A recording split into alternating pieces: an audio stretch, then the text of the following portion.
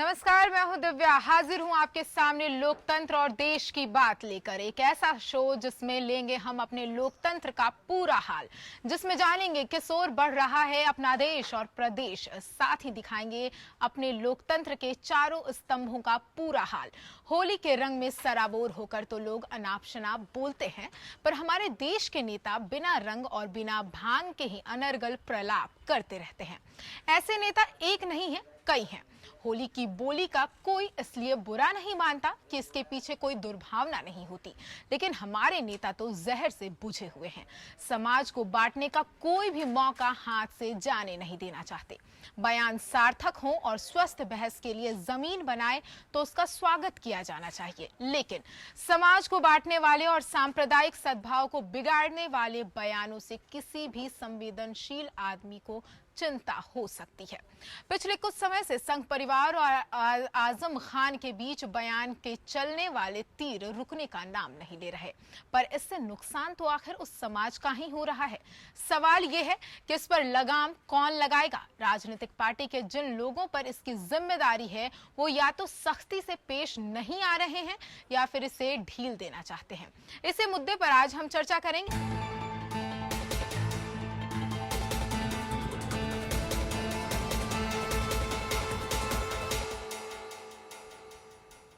बेतुके बयानों के जरिए सियासी गलियों में एक दूसरे पर कीचड़ फेंकना और अनैतिक बातों से सामाजिक सौहार्द को लगातार चोट पहुंचाने का सिलसिला बदस्तूर जारी है।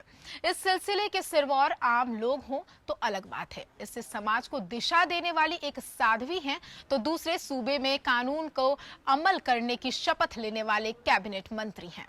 दोनों किसी खेल की तरह बयानों की बेधड़क झड़ी लगाए हुए हैं, तो वहीं मंत्री जी को भी कानून का माहौल उड़ाना शगल बन गया है। इस खेल में मर्यादा तार तार हो रही है और सीमाएं कब की दम तोड़ चुकी हैं। कोई भी एक दूसरे से हार मानने के लिए तैयार नहीं है, ना साध्वी और ना ही मंत्री जी।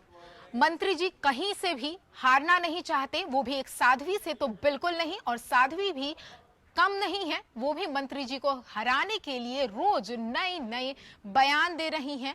और बयान को किस तरह से वो यहां सीमाएं तोड़ रही हैं अपनी, उन्हें भी शायद इसका अंदाजा नहीं है।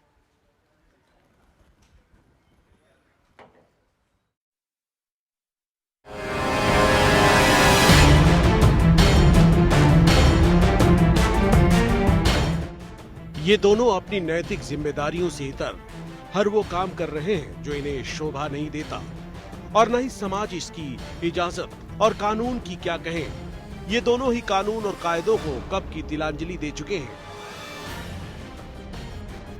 आलम यह है कि इनके बेतुके बयानों ने इनकी खास पहचान कायम कर दी है। दाम्पत्य जीवन और बाल बच्चों को लेकर इनकी खास समझ है, और दोनों खुद के अमल से दूर समाज को नसीहतें देते फिर रहे हैं।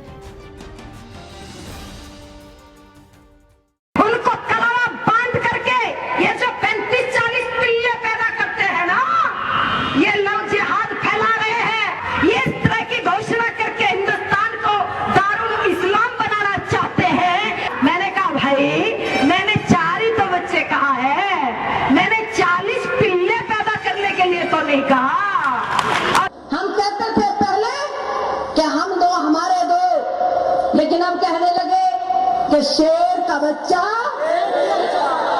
शेर के बच्चे को आप साइंटिस्ट बनाओगे, उस शेर के बच्चे को देश की सीमा की सुरक्षा के लिए भेजोगे, उस शेर के बच्चे से आप बिजनेस कराओगे, उस शेर के बच्चे से आप प्रोफेसर बनाओगे, आखिर उस शेर के बच्चे से आखिर क्या करवाओगे। इसीलिए मैं निवेदन करना चाहती हूँ, शेर का बच्चा एक ही नहीं, हमें चार चार बच्चे चाहिए। 4 बीवियों की इजाजत है इस्लाम में, एक मुसलमान भी करें। साध्वी जी दें इस पर राय, क्योंकि एक महिला से तो 40 पिल्ले हो नहीं सकते। 40 पिल्लों की तो बात कही थी। दोनों के बयानों को लेकर सियासी पारा उफान पर है। राष्ट्रवादी पार्टी भाजपा साध्वी के बयानों पर लगाम लगाने की जगह मंत्री को पाठ पढ़ा रही है, तो कांग्रेस दोनों के बीच गुप्त समझौते का दम भर रही है और पार्टी कार्रवाई की जगह जनता की जरूरतों पर तवज्जो देने की दुहाई। ये बयान जो मैं समझता हूं, उससे पहले जो मूलभूत समस्याएं हैं जनता की, रोटी, कपड़ा, मकान, चिकित्सा, शिक्षा और रोजगार, पहले इसकी गारंटी हो जाए। ये नज़रिया है महिलाओं के प्रति समाजवादी पार्टी का। मुलायम सिंह जी कहते हैं कि बच्चों से गलतियां हो जाती हैं। ये महिलाओं के बारे में जब टिप्पणी करते हैं तो उन सारी मर्यादाओं को भूल जाते हैं। तो कब क्या कहेंगे ये वो जाने, लेकिन मुझे लगता है कि अखिलेश सरकार के वो कद्दावर मंत्री हैं, इसलिए उनके जो बदजुबानी है उस पर सरकार को लगाम लगानी चाहिए। बेहतर हो आजम खान साहब देश की प्रदेश की तरक्की की बात करें और साध्वी प्राची जैसे लोगों को का महिमा मंडन करना बंद करें। जिस प्रकार से साध्वी प्राची एक के 4 बच्चे और दूसरे के 40 पिल्लों वाले बयान पर कायम रहती हैं, तो हमारे बच्चे और उनके बच्चे 40 पिल्ले, जिस प्रकार से उन जैसे लोगों पर आजम खान साहब उनको ग्लोरीफाई कर रहे हैं, उनको डिग्निफाई कर रहे हैं, कहाँ तक ये उचित माना जाएगा। मामला यहीं तक नहीं थमा। समाजवादी बस सेवा का आगाज करते मंत्री महोदय को बस चलाने का शौक सवार हुआ और कायदों को दरकिनार करने पर, सवाल पूछने पर आजम ने माफी का रास्ता छोड़ जुर्माना भरने का दावा कर दिया। भाजपा के सवाल पर आजम के जवाब ने नया सवाल खड़ा कर दिया है। अगर मंत्री ही कानून को इस तरह ठेंगा दिखाएगा तो भला आम आदमी कैसे कानून का सम्मान करेगा। इसलिए विपक्ष ने तल्ख तेवर दिखाए और पार्टी को बचाव करना मुश्किल हो रहा है। इस तरह के बयान, बहादुरों के बयान और कारनामों को लेकर सियासी जमात के रवैये से जनता विश्वास घटता है और जहन में सवालों का अंबार बढ़ता जा रहा है। क्या 2 मिनट के मौन के साथ ये अंदर झांकने की कभी जहमत करेंगे, जिससे दिलों की दूरियां पाटने में मददगार हो सके। अनामिका सिंह के साथ राधेश्याम दीक्षित, एपीएन लखनऊ।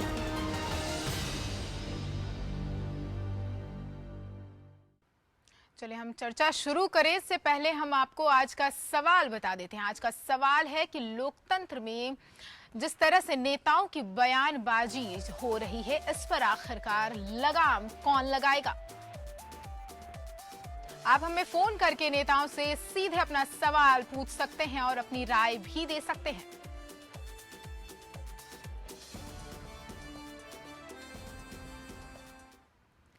तो नेताओं की इस बयानबाजी पर कौन लगाम लगाएगा, इस पर चर्चा करने के लिए हमारे साथ हैं विजय बहादुर पाठक, प्रदेश प्रवक्ता है बीजेपी के, मोहम्मद शाहिद, सपा नेता, सुरेंद्र राजपूत, कांग्रेस प्रवक्ता हैं लखनऊ स्टूडियो से। इसके अलावा हमारे साथ हैं प्रोफेसर रमेश दीक्षित, राजनीतिक विश्लेषक हैं ये, और अनिल ठाकुर जी हमारे साथ मौजूद हैं दिल्ली स्टूडियो में। अनिल जी, आप सभी का पहले तो बहुत बहुत स्वागत है। अनिल जी, सबसे पहला सवाल यहाँ आपसे कि जिस तरह से बयानबाजी हो रही है, लगता नहीं है कि कोई भी राजनीतिक दल इस तरह की बयानबाजी को रोकने की वाकई में कोई मंशा रखता है, तो आखिर कौन इस पर लगाम लगाएगा, किस तरह से इस तरह की बयानबाजी पर लगाम लगेगी।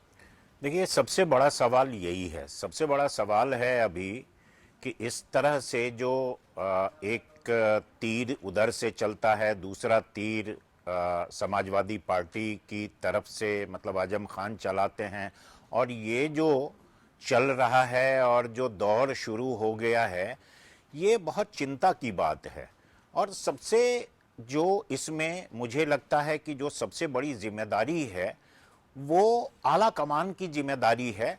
एक तरफ भारतीय जनता पार्टी है, दूसरी तरफ अगर हम देखें और भी पार्टियां हैं, लेकिन दूसरी तरफ अभी फिलहाल जो हमें हमारे सामने बयान आ रहे हैं वो आजम खान के आ रहे हैं, तो समाजवादी पार्टी है जी। देखिए, जाहिर है कि दोनों तरफ से जो सबसे शीर्ष नेता हैं उन्हें चाहिए कि इस पर लगाम लगाएं और उन्हें जो भी इस तरह का कर रहे हैं, चाहे वो आजम खान हो या फिर इधर साध्वी प्राची हो या और भी जो भी हैं, और खास करके बीजेपी के सांसद भी योगी आदित्यनाथ हैं, निरंजन ज्योति, तो इस तरह के जो लोग हैं इनको बहुत साफ मैसेज भी जाना चाहिए, कार्रवाई भी होनी चाहिए। अगर ऐसा नहीं होता है तो फिर उसका कोई मुझे लगता है कि नतीजा नहीं निकल सकता है, क्योंकि देखिए, एक बार मोदी जी ने कहा कि भाई इस तरह से बयानबाजी आप न करें, और उन्होंने साफ साफ संकेत लेकिन दिए, ऐसा नहीं लेकिन लगता इसके कि बाद उन्होंने भी चल मोदी जी रहा ने है। कह दिया लेकिन लगाम तो नहीं जी। लगी, बस वो कह दिए और बात यहीं खत्म हो गई। विजय जी, आपसे जानना चाहेंगे, केंद्र में आपकी सरकार है लेकिन आप भी कुछ नहीं कर रहे, आपके नेता भी इस तरह की बयानबाजी करते रहते हैं लेकिन लगाम नहीं लग रही, ऐसा क्यों? दिव्या जी, इस पर चर्चा पहले भी हो चुकी है और जी। अनिल जी के साथ चर्चा हो चुकी है। मुझे लगता है कि उन बयानों से सभी व्यक्तियों को परहेज करना चाहिए जिससे किसी भी तरह का वातावरण खराब होता हो। और फिर रही बात साध्वी जी के, तो साध्वी जी को भी कौन सी बात कहाँ कह रही हैं, किस संदर्भ में कर रहे हैं, उनको ये ध्यान रखना चाहिए। और राज्य के ताकतवर मंत्री हैं उत्तर प्रदेश के आजम खां, वो कब क्या कह देंगे महिलाओं के बारे में, कब क्या चेक करा देंगे, ये तो वही जाने। लेकिन वो जिम्मेदार पद पर है और जिम्मेदार पद पर होने के नाते उत्तर प्रदेश सरकार में जिम्मेदार पद की अगर बात करें विजय जी, तो आपके भी कई सांसद हैं, कई नेता हैं जो जिम्मेदार पद पर हैं, लेकिन वो भी, उन्हें भी अपनी जिम्मेदारी का एहसास नहीं है। यहाँ पर हम बात कर रहे हैं आजम खान एकदम दिव्या जी, इसीलिए मैंने पहले अपने सांसदों से, अपने नेताओं से ही बात शुरू की जी। मैंने किसी के बारे में कहा है, मैंने अपने नेताओं को छोड़ते हुए और आजम खां को लपेटते हुए मैं कोई बात नहीं कहना चाहता हूं, क्योंकि स्वाभाविक रूप से जो विषय समाज को उपयुक्त नहीं लगते हैं उन विषयों को कोई भी बात चर्चा करते समय, कोई बयान देते समय, कोई सलाह देते समय सबको उन मर्यादाओं का पालन करना चाहिए। उसी में मैंने कहा कि राज्य के ताकतवर मंत्री हैं आजम खां, लगातार महिलाओं के बारे में जो अनर्गल टिप्पणी है, मुलायम सिंह जी कह देते हैं कि लड़कों से गलतियां हो जाती हैं। मुझे लगता है कि वरिष्ठ जो नेतृत्व है समाजवादी पार्टी का, उसको भी सोचना चाहिए। भारतीय जनता पार्टी या भारतीय जनता पार्टी के प्रति जो शुभेच्छा रखने वाले लोग हैं, उनको भी ये ध्यान रखना चाहिए कि जब वो समाज में किसी राजनीतिक मंच पर, किसी कार्यक्रम में या व्यक्तिगत भी जब वो कहीं भी उठते बैठते हैं, कोई चर्चा करते हैं, तो उन चीजों को जिनको समाज उपयुक्त नहीं मानता है उनको नहीं कहना चाहिए। जी जी, यहाँ पर मोहम्मद शाहिद जी से भी उनकी प्रतिक्रिया लेना चाहेंगे। शाहिद जी, जिस तरह से बयानबाजी हो रही है आजम खान की तरफ से या फिर बाकी दलों के नेताओं की तरफ से, क्यों नहीं लगाम लगाई जाती? क्यों आपके पार्टी के हुक्मरान चुप बैठे हुए हैं? क्यों नहीं उस पर कोई कार्रवाई की जाती है?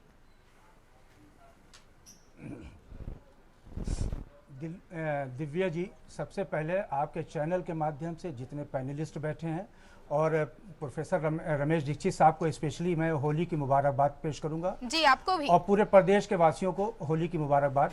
उसके बाद अब आपने जो सवाल किया है मैं उसका जवाब दूंगा। देखिए, देश में जब से भारतीय जनता पार्टी की सरकार बनी है, आपने देखा होगा कि एक फैशन सा चल गया है, एक जितने भी हिंदुस्तान में लोग हैं, एक वर्ग विशेष को गाली देने का एक फैशन सा चल गया है। कौन किसको आगे छोड़ेगा, कौन किसको पीछे छोड़ेगा, ये भारतीय जनता पार्टी के नेताओं में एक होड़ सी मची हुई है जी। लेकिन उसमें आपके नेता भी तो शामिल हैं। बात देखिए, आपने जैसा कहा जी, नहीं मैं आ रहा हूँ, मुझे कंप्लीट कर लेने दीजिए दिव्या जी, फिर उसके बाद आप हमसे सवाल जी। बिल्कुल, बात पूरी मेहरबानी होगी आपकी जी।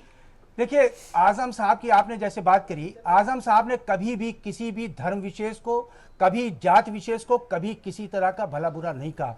लोकतंत्र में आप राजनीतिक विरोध कर सकते हैं, लोकतंत्र में आप राजनीतिक विरोधाभास एक दूसरे से रख सकते हैं, वो करिए, मगर एक विशेष लोगों को गाली देना, ये कभी भी किसी भी हमारे दल के किसी भी नेता ने आज तक नहीं किया है, ये मैं आपको बता रहा हूं।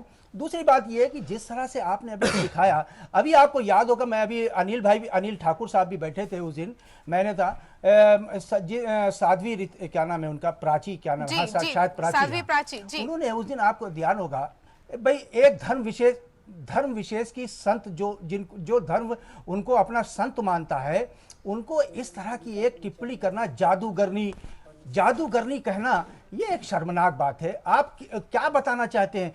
क्या आप हम दूसरे लोगों को आप डराना चाहते हैं? आप दूसरे लोगों को धमकाना चाहते हैं? आप क्या बताना? देखिए, समाज, आपने चुनाव लड़ा विकास के नाम पर, आपने चुनाव लड़ा नौजवानों को रोजगार देने के लिए, नौजवानों को 1 करोड़ लोगों को नौकरी देने के लिए, आपने चुनाव लड़ा काले धन के नाम पर। उन तीनों मुद्दे पर, जो 3 मूल मुद्दे हैं देश के, उस पर आप कोई चर्चा नहीं करते। मुझे तो दिव्या जी लगता है भारतीय जनता पार्टी की ये कहीं सोची समझी साजिश है कि इस तरह के मुद्दे को उछालो जिससे लोगों में इस तरह के ये जो मुद्दे उनके मेन मुद्दे हैं उनसे भटकाव हो। जहां तक मैं समझता हूं, शाहिद हो साहब, सकता हो मेरे पैनलिस्ट मेरी बात से इत्तेफाक न शाहिद रखें, साहब, जहां तक यहाँ- मैं समझता हूं ऐसा है। शाहिद साहब, यहाँ 1 मिनट के लिए मैं आपको रोकना चाहूंगा। देखिए, ये तो सही है और इसकी बेशक, बेशक, जितनी बोलिए। भी जिन्होंने रामजादे या इस तरह के और जो पिल्ले और आदि आदि जो मतलब जो निकृष्टतम भाषा हो सकती है उसका प्रयोग किया गया है और उसकी जितनी भी भर्त्सना की जाए कम है। लेकिन दूसरी तरफ मैं ये भी कहना चाहूंगा कि आजम खान साहब भी जो महिलाओं के बारे में जिस तरह से उन्होंने कहा और महिला को फोकस करते हुए उन्होंने जिस तरह से टिप्पणी की, जाहिर है वो टिप्पणी प्रतिक्रिया में थी, साध्वी प्राची के बयान की प्रतिक्रिया में थी, लेकिन जिस तरह की टिप्पणी उन्होंने की वो कम से कम एक ऐसे व्यक्ति से जो पद पर है और एक पार्टी का बहुत वरिष्ठ सदस्य है, उससे कम से कम ऐसी उम्मीद नहीं होती है। और देखिए, इस पर अगर हम थोड़ा आगे बढ़ के कहें तो वास्तव में इस पर कानूनी कार्रवाई भी होनी चाहिए और कानूनी कार्रवाई की जानी चाहिए। इससे पहले भी आजम खान बोल चुके हैं अनिल जी। मैं यहाँ याद दिलाना चाहूंगी कि अपनी ही सहयोगी जब जया प्रदा उनकी पार्टी में थी तो उनके खिलाफ भी उन्होंने काफी कुछ कहा था। जिस शब्द का इस्तेमाल किया था वो मैं यहाँ नहीं लूंगी, लेकिन वो उस पर भी कोई कार्रवाई नहीं हुई और लगातार आजम खान इस तरह की बयानबाजी करते रहे हैं, लेकिन कोई पार्टी की तरफ से अब तक कोई कार्रवाई, कोई ठोस कार्रवाई नहीं हुई है। मोहम्मद शाहिद जी। जी जी जी, अच्छा, मुझसे सवाल है आपका? जी बिल्कुल, कि आपकी पार्टी के नेता तो इस तरह की बयानबाजी करते ही रहे हैं, कोई नई बात नहीं है, लेकिन आपने भी कोई कार्रवाई नहीं की है। बाकी पार्टियों को अगर रहने दें कि उनकी पार्टी कार्रवाई नहीं कर रही, आपकी पार्टी खुद ने क्या कार्रवाई की है? देखिए, आपने कहा कार्रवाई की, मैंने आपने जैसा अभी ये बताया, मैंने मेरे संज्ञान में अभी कोई इस तरह का बयान नहीं है, इस तरह से मैं उस पर नहीं, मैंने आपको पहले भी बताया, कभी भी आजम साहब ने किसी धर्म विशेष, किसी जाति विशेष, किसी को कभी भी आज तक भला बुरा नहीं कहा। जी, लेकिन महिलाओं को जरूर कहा है, महिलाओं को जरूर कहा है। शाहिद जी, हमारे साथ प्रोफेसर रमेश दीक्षित भी हैं। रमेश जी, आपसे जानना चाहेंगे कि तमाम दल के जो नेता है, अगर सवाल किया जाए कि आपके नेता इस तरह की बयानबाजी करते हैं तो बहुत ही साधा सा जवाब होता है कि अभी तक मेरे संज्ञान में नहीं आया है। यही रटा रटाया सा जवाब होता है। क्या लगता है क्यों इस तरह की बयानबाजी होती है और क्यों नहीं कोई ठोस कार्रवाई की जाती है? हमें ये नहीं भूलना चाहिए कि वैसे तो हम एक संसदीय लोकतंत्र में रह रहे हैं, कि देश की जितनी भी पार्टियां हैं उन सब का ढांचा सामंती हो चुका है जी। और सामंती ढांचे में नेता तब तक अपने सहयोगी को बोलने की इजाज़त देता है जब तक वो उसके स्वार्थों को सिद्ध करता है। आजम खां का लगातार बोलते रहना समाजवादी पार्टी को सूट करता है जी। उनको लगता है कि इससे उन्हें कम से कम अल्पसंख्यकों का नेता होने के नाते उनकी बात से अल्पसंख्यकों में पार्टी का प्रभाव बढ़ रहा है, ये उन्हें गलतफहमी होती है। वैसी गलतफहमी भाजपा नेताओं को होती है कि साध्वी जो बोल रही हैं, साक्षी महाराज जो बोल रहे हैं, उससे उनका जनाधार बढ़ रहा है, ये गलतफहमी उनको भी हो जाती है। और सच्चाई ये है कि कोई भी नेता अपने फॉलोअर्स को रोकना चाहता ही नहीं, वरना कोई वजह नहीं थी कि ये साक्षी महाराज अभी तक पार्टी में बने रहते। ये आजम खान साहब लगातार गवर्नर के खिलाफ भी, किसी भी और व्यक्ति के खिलाफ कोई टिप्पणी करते रहते हैं। तो साफ जाहिर है कि नेता लगाम लगाना चाहते नहीं। जिस दिन नेताओं को लगेगा कि किसी आजम खां या किसी साक्षी महाराज या किसी साध्वी के बयान से उनकी पार्टी को नुकसान हो रहा है, उसी दिन वो उसे निकाल कर बाहर कर देंगे। सब बात जी जी। सुरेंद्र राजपूत जी भी हमारे साथ बने हुए। सुरेंद्र जी, अब आपके पास आना चाहेंगे कि इस तरह की बयानबाजी होती रहती है, आज से नहीं हो रही है, हमेशा से होती रहती है। आपकी पार्टी के भी कई नेता इस तरह की बयानबाजी करते हैं। आपको नहीं लगता अब वक्त आ गया है कि इस तरह की बयानबाजी को रोका जाए? देखिए, इस तरीके की बयानबाजी को दिव्या रोका जाए, इसमें तो कहीं कोई दो राय है ही नहीं। लेकिन इस बयानबाजी को रोके तो रोके कौन? जी, सही कहा डॉक्टर रमेश दीक्षित साहब ने। जो सबसे बड़ी बात कही, इन्होंने कहा कि इनके नेताओं को, सामंतवादी नेताओं को सूट कर रही है। सच एक सच और भी है, मैं डॉक्टर साहब के संज्ञान में लाना चाहूंगा, अनिल ठाकुर जी के भी संज्ञान में लगाना चाहूंगा कि भारतीय जनता पार्टी और समाजवादी पार्टी पीठ से एक दूसरे से मिले हुए हैं। एक दूसरे के बयानों का लाभ उठाकर ये किसी तीसरे आदमी की जरूरत को खत्म कर देना चाहते हैं उत्तर प्रदेश के लोकतंत्र में। दोनों ही सामंतवादी पार्टियां हैं, दोनों ही विचारधारा से अपनी अपनी एक्सट्रीम पोजीशन पर रखती है, मध्यमार्गी दोनों ही पार्टियां नहीं है। और एक जो पुरानी सी कहावत है ना, है तो वो अच्छे संदर्भ में कि तुम मुझे पंत कहो और मैं तुम्हें निराला। एक तरफ प्राची रहेंगी, एक तरफ आजम खान रहेंगे, एक तरफ साक्षी महाराज रहेंगे, एक तरफ आजम खान रहेंगे, और एक तरफ जो है योगी आदित्यनाथ जो है मस्जिदों में गौरी और गणेश को रखेंगे, और एक तरफ जो है फिर आजम खान साहब रहेंगे। तो आजम खान साहब तो सब में कॉमन है, भारतीय जनता पार्टी की तरफ से नेताओं के चेहरे बदलते रहते हैं लेकिन बयान वही, और वो सारे के सारे बयान आजम खान साहब को सूट करते हैं, और सारे के सारे आजम खान साहब के बयान जो है एक एजेंट प्रोवोकेटियर की तरीके से भारतीय जनता पार्टी को सूट करते हैं।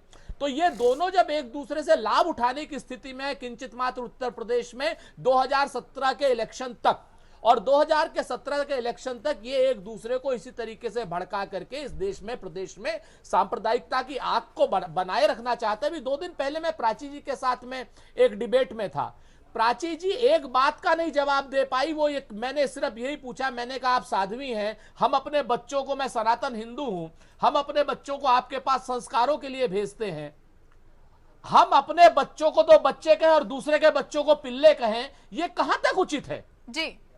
हम तो खुद राम जादे होगा और दूसरे कौन से जादे होगा, ये कहां तक उचित है जी? साध्वी जी जो है वो डिबेट छोड़ करके चली गई दिव्या, मैं आपसे बताऊं जी। लेकिन उन्हीं साध्वी जी के बयान पर माननीय आजम खान जी को बयान देना बहुत जरूरी है। और आजम खान जी बयान साहब क्या दे रहे हैं, कह रहे हैं कि अपने यहां पर एक औरत से नहीं हो सकते। कितनी शर्मनाक बात है, डेरोगेटरी रिमार्क है। आज जहां निर्भया कांड के लिए हम पूरे देश में बीबीसी को कानूनी जद में लाने की बात कर रहे हैं, मेरी तो मांग है भारतीय जनता पार्टी से, केंद्र की सरकार से, क्यों नहीं आजम खान साहब जैसे जो महिलाओं को इन्होंने इतनी डेरोगेटरी बात कही कि आजम खान साहब जैसे लोगों क्यों नहीं कानून की जद में लाते हैं? ये तो हिंदुस्तान में है। बीजेपी की जो क्या ना, वो जो बीबीसी की डॉक्यूमेंट्री जिसने बनाई वो तो देश छोड़ करके चली गई जी। लेकिन सुरेंद्र जी सवाल तो यही है कि बीजेपी कैसे कार्रवाई करे, उनके भी तो नेता इसमें शामिल हैं। इनके लिए लाभदायक जी बिल्कुल। अनिल जी यहाँ आपसे जानना चाहेंगे, क्या लगता है इस तरह की बयानबाजी जो हो रही है एक तरह से नैतिक पतन है कि अब बयानबाजी हम इसलिए करते हैं क्योंकि अपनी राजनीति रोटी हमें सेकनी है? बिल्कुल वही है, बिल्कुल वही है, निशाने पर वही है। और इनको लगता है ऐसा कि अगर इस तरह से हम अपनी कंस्टिट्यूएंसी को एड्रेस करेंगे तो शायद हमें इसका फायदा मिलेगा। लेकिन आप देखिए कि इसका फायदा कैसे नहीं मिलता है, ये दिल्ली के चुनाव को देखते हुए और समझना चाहिए, सारे नेताओं को यह समझना चाहिए। ऐसा लगता था कांग्रेस को भी कि कांग्रेस जो कुछ भी कर रही है और जिस तरह से अपीजमेंट की पॉलिटिक्स कर रही है उससे शायद उसको फायदा होगा और एक मुश्त मुसलमान उसे वोट देंगे। दिल्ली के चुनाव में पहली बार ऐसा हुआ है, मतलब दिग्विजय सिंह ने अपनी कोशिश बहुत की इस मामले में, एक आध मौके पर राहुल गांधी जी ने भी की और इस तरह की बहुत कोशिश हुई है। लेकिन इसके बावजूद दिल्ली में जो चुनाव हुए हैं उसके नतीजे अगर देखे जाएं तो कांग्रेस को पहली बार यह समझ में आया होगा कि इस तरह की राजनीति का कोई अर्थ नहीं है और इस तरह की राजनीति का फल नहीं मिल सकता है। आप देखिएगा यहां भी उत्तर प्रदेश में भी जो 2017 के चुनाव होंगे, आप उसमें देखिएगा दिव्या कि उसमें भी ये सारी जो कवायद हो रही है भारतीय जनता पार्टी की तरफ से और आजम खां की मार्फत सपा की तरफ से। मैं इसलिए कह रहा हूं कि इसमें कहीं ना कहीं ये एक प्रॉक्सी वॉर भी है, कहीं ना कहीं पीछे से इसको शह देने की कोशिश हो रही है। अन्यथा कोई तो आगे बढ़ के कहता कि चुप रहो, बस यहीं बंद करो, ये नहीं चलना चाहिए। तो आप देखिएगा कि 2017 के चुनाव में अंततः इसका भी कोई फायदा इन दोनों ही पार्टियों में से किसी को नहीं मिलने वाला है, क्योंकि जनता, देखिए जनता अब इस तरह से, जनता को ये नहीं माना जा सकता है कि जनता बंधुआ है और जनता को हम जो परोस के देंगे वो खाना उसकी मजबूरी है। सांप्रदायिकता परोस रहे हैं तो सांप्रदायिकता वो खाएगा, उससे निगलेगा। अब ऐसा है नहीं, जनता बहुत समझदार हो चुकी है और पहले के मुकाबले काफी मैच्योरिटी आई है। और दूसरा एक और जो बड़ा परिवर्तन है वो ये कि युवा वर्ग अब कम से कम इन सारी चीजों से दिग्भ्रमित होने को तैयार नहीं है। और एक बड़ी संख्या, न केवल पूरे देश में बल्कि उत्तर प्रदेश में भी एक बड़ी संख्या इस युवा मतदाता की है जो अभी अभी मतदाता बने हैं या कुछ समय पहले मतदाता बने हैं। एक बड़ी संख्या है और वो कतई इन सारी चीजों में आने वाला नहीं है। वक्त बदल रहा है और इसको जब तक नेतागण समझेंगे नहीं तब तक शायद उनका कल्याण नहीं होगा। जी विजय जी, क्या लगता है कि अब आपकी पार्टी अब सबक लेगी, क्योंकि जो कांग्रेस का हश्र हुआ, और सिर्फ कांग्रेस का ही नहीं, दिल्ली चुनाव के नतीजों ने तो आपको भी सबक सिखा ही दिया होगा, लेकिन ऐसा नहीं लगता कि अब भी आप लोग थोड़ा भी संभले हैं? अभी भी योगी आदित्यनाथ उसी तरह के बयान दे रहे हैं, साक्षी महाराज भी अपने बयान पर अभी भी अडिग हैं, और इन सब के बीच कहीं ना कहीं आप लोग बड़े ही आराम से महिलाओं का अपमान कर देते हैं। दिव्या जी, पहली चीज तो मैं अनिल जी के इस बात से सहमत नहीं हूं कि यह डेलिबरेटरी कोई चीज की जा रही है। जिस तरह के बयान है, और कब मैंने पहले भी कहा, मैं फिर कह रहा हूं कि कई बार किस संदर्भ में क्या बात कही जाती है उसका भी तात्पर्य लेना पड़ेगा। लेकिन भारतीय जनता पार्टी किसी नीति के तहत इस तरह की बात कर रही है, उसके नेता कर रहे हैं, यह ठीक नहीं है। रही बात कहने कहाने की, तो पार्टी में जो भी बयान जिन लोगों के आते हैं, जहाँ आवश्यक है वो जरूर, जितना जरूरी है और जिस स्तर से कहने की आवश्यकता है उस स्तर से कहा भी जा रहा है, और कोशिश भी लगातार हो रही है कि इस तरह की बातें ना आए। लेकिन रही बात महिलाओं की, तो महिलाओं के अपमान का बयान तो आजम खान ने दिया है, कार्रवाई तो उन पर होनी चाहिए। जी, साक्षी महाराज का बयान महिलाओं का अपमान नहीं करता। महिलाओं को लेकर जो सवाल कर रही है जी, लेकिन देखिए अभी जो जिस तरह से प्राची कह रही हैं या साक्षी महाराज कह रहे थे, वो भी जाहिर है कि महिलाओं के लिए बहुत डेरोगेटरी बयान है, और इसको हम अगर थोड़ा सा भी समझने की कोशिश करेंगे तो हमें ये दिखाई देगा। जी रमेश जी, आपसे समझना चाहेंगे क्या जरूरत पड़ती है इस तरह के बयानों की? चुनाव जीतना है तो क्या इस तरह के बयान होने चाहिए, इसलिए पार्टियां बढ़ावा दे रही हैं इस तरह के बयानों को? नहीं, ये चुनाव जीतने की बात नहीं है, ये बात है सत्ता के अहंकार की। जी दरअसल जब भी जो पार्टियां सत्ता में आती हैं उनको मुगालता हो जाता है कि वो सत्ता से हटने वाली नहीं है, तो उनके जो नेता हैं अनाप शनाप बयान देने के आदी हो जाते हैं। हमें नहीं भूलना चाहिए कि जब कांग्रेस पार्टी सत्ता में थी उस समय प्रकाश जायसवाल ने महिलाओं के बारे में और ज़्यादा घटिया बयान दिया था, जिसमें उन्होंने ये कहा था और अपनी पत्नी को इंगित करते उन्होंने कहा था।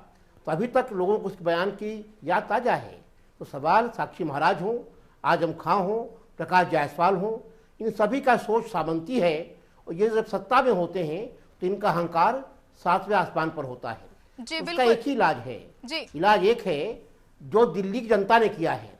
दिल्ली की जनता ने इस बार भाजपा को हराया नहीं है, बल्कि भाजपा के अहंकार को तमाचा दिया है। और निश्चित तौर पर लोकतंत्र में सारी जो मर्यादाएं तोड़ते हैं, उन मर्यादाओं तोड़ने वाले नेताओं को सजा जनता ही देती है, और दोबारा वे सदन का मूल देख नहीं पाते हैं। प्रकाश जायसवाल के साथ जो हुआ था वही साक्षी महाराज के साथ होगा, और वही आजम खान के साथ भी होगा। जी चलिए रमेश जी, यहाँ पर एक बयान मैं यहाँ आजम खान का सुनाना चाहूंगी, जो काफी पहले उन्होंने जयाप्रदा पर दिया था, जब जयाप्रदा समाजवादी पार्टी छोड़ने के लिए तैयार थी, और तब उन्होंने क्या कहा था, सुनिए इस बयान पे। राजनीतिक व्यक्ति हूँ, 9 साल की उम्र से मैं झंडा उठाकर जिंदाबाद मुर्दाबाद कर रहा हूँ, लाठी डंडे खा रहा हूँ 9वीं दर्जे से। अगर हमारी सांसद 7 साल की उम्र से बेहतरीन डांसर हैं, 7 साल की उम्र से नाचती हैं, इसमें बुरा मानने की क्या बात है? भाई कोई गाता है, कोई नाचता है, कोई ट्रेजेडी का अदाकार है, तो इसमें क्या बुरी बात है कि भाई हमारी सांसद एक अच्छी डांसर हैं, एक अच्छी अदाकारा हैं, इसमें क्या बुरी बात है? मैंने कौन सी ऐसी बात कह दी जिससे उनकी शान में गुस्ताखी हो गई? हाँ, रामपुर वालों की उस बदनसीबी का इजहार मैंने जरूर किया कि हमारी सांसद को पूरे देश ने नाचते देखा, सैफई तक ने नाचते देखा। अगर नहीं नाचते देखा तो हम बदनसीबों ने, जहां से 2 बार वो MP हो चुकी हैं, एक ठुमका भी लगाते नहीं देखा उन्हें। मोहम्मद शाहिद जी, अब मानेंगे कि संज्ञान मिल गया होगा आपको?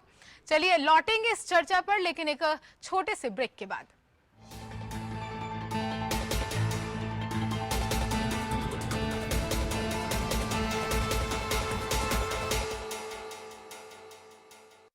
ब्रेक के बाद आपका स्वागत है। ब्रेक पे जाने से पहले हमने सुनाया था आपको कि किस तरह से आजम खान ने जया प्रदा पर बयान दिया था। शाहिद जी, संज्ञान मिल गया होगा आपको, उम्मीद करते हैं। क्या कहेंगे आप, इस तरह का बयान देना क्या अशोभनीय नहीं है और क्या गैर जिम्मेदाराना नहीं है? ये बयान जो आपने दिखाया है ये तो बहुत काफ़ी पुराना है, इस पे बहुत बार चर्चा भी हो चुकी है। मैं आपको दूसरी बात कहना चाह रहा था। देखिए, समाजवादी पार्टी और हमारे मुखिया और उत्तर प्रदेश के मुख्यमंत्री श्री अखिलेश यादव, 2012 का चुनाव हमने लड़ा था विकास के नाम पर, 2012 का चुनाव लड़ा था हमने भ्रष्टाचार के खिलाफ जी। और 2017 का भी चुनाव हम लड़ेंगे विकास के ऊपर। विकास के अलावा हमारा दूसरा एजेंडा कोई नहीं है। 22 करोड़ लोगों की चेहरे पे खुशहाली नहीं, वो उत्तर प्रदेश सरकार का सपना है जिसको हम पूरा करने के लिए, अगर वो तो ठीक है शाहिद साहब, अनिल भाई, शाहिद साहब, वो तो ठीक है, लेकिन अभी जो आप मुझे पूरा कर लेने दीजिए। जी आप प्लीज पूरा कर लें। जी शाहिद जी बोलिए। मैं माफ कीजिएगा, बड़े अदब के साथ मैंने आपको बीच में रोक दिया। नहीं प्लीज माफ कीजिएगा अनिल भाई, मैंने अदब के साथ प्लीज मैं कह रहा था कि उत्तर प्रदेश की सरकार 22 करोड़ लोगों के चेहरे पे मुस्कान, जो समाज में आखिरी हिस्से पे बैठा हुआ व्यक्ति है, उसके चेहरे पे खुशी देखने का प्रयास कर रही है, जिसमें हम उसके लिए अग्रसर हैं। और हमारा दूसरा कोई मुद्दा नहीं है, न किसी तरह के कोई सांप्रदायिकता, न किसी की धर्मांधता। इस तरह के मुद्दे से हमको बिल्कुल दूर रहना है। हमने आपको पहले भी बताया, मैं अभी भी बता रहा हूं आपके चैनल के माध्यम से, उत्तर प्रदेश के सम्मानित लोगों को मैं बता रहा हूं कि उत्तर प्रदेश की सरकार विकास और विकास के अलावा हमारा दूसरा कोई मुद्दा नहीं होगा। देखिए शाहिद साहब, ये तो ठीक है, आपने एक बात कही कि औरतों के बारे में कुछ भी, महिला के बारे में कोई डेरोगेटरी बात उन्होंने नहीं कही थी, तो एक बाइट आपने देखी, मैंने भी देखी। दूसरी बात कि आपने एक और बात कही कि उन्होंने कभी धर्म के नाम पर कुछ नहीं कहा है और धर्म के नाम पर कोई वैसा बयान नहीं दिया है। देखिए, ये तो है कि साध्वी प्राची ने या बाकी के और जो नाम साक्षी महाराज वगैरह आते हैं, उनके रिएक्शन में अगर कुछ कहा तो ये एक बात है।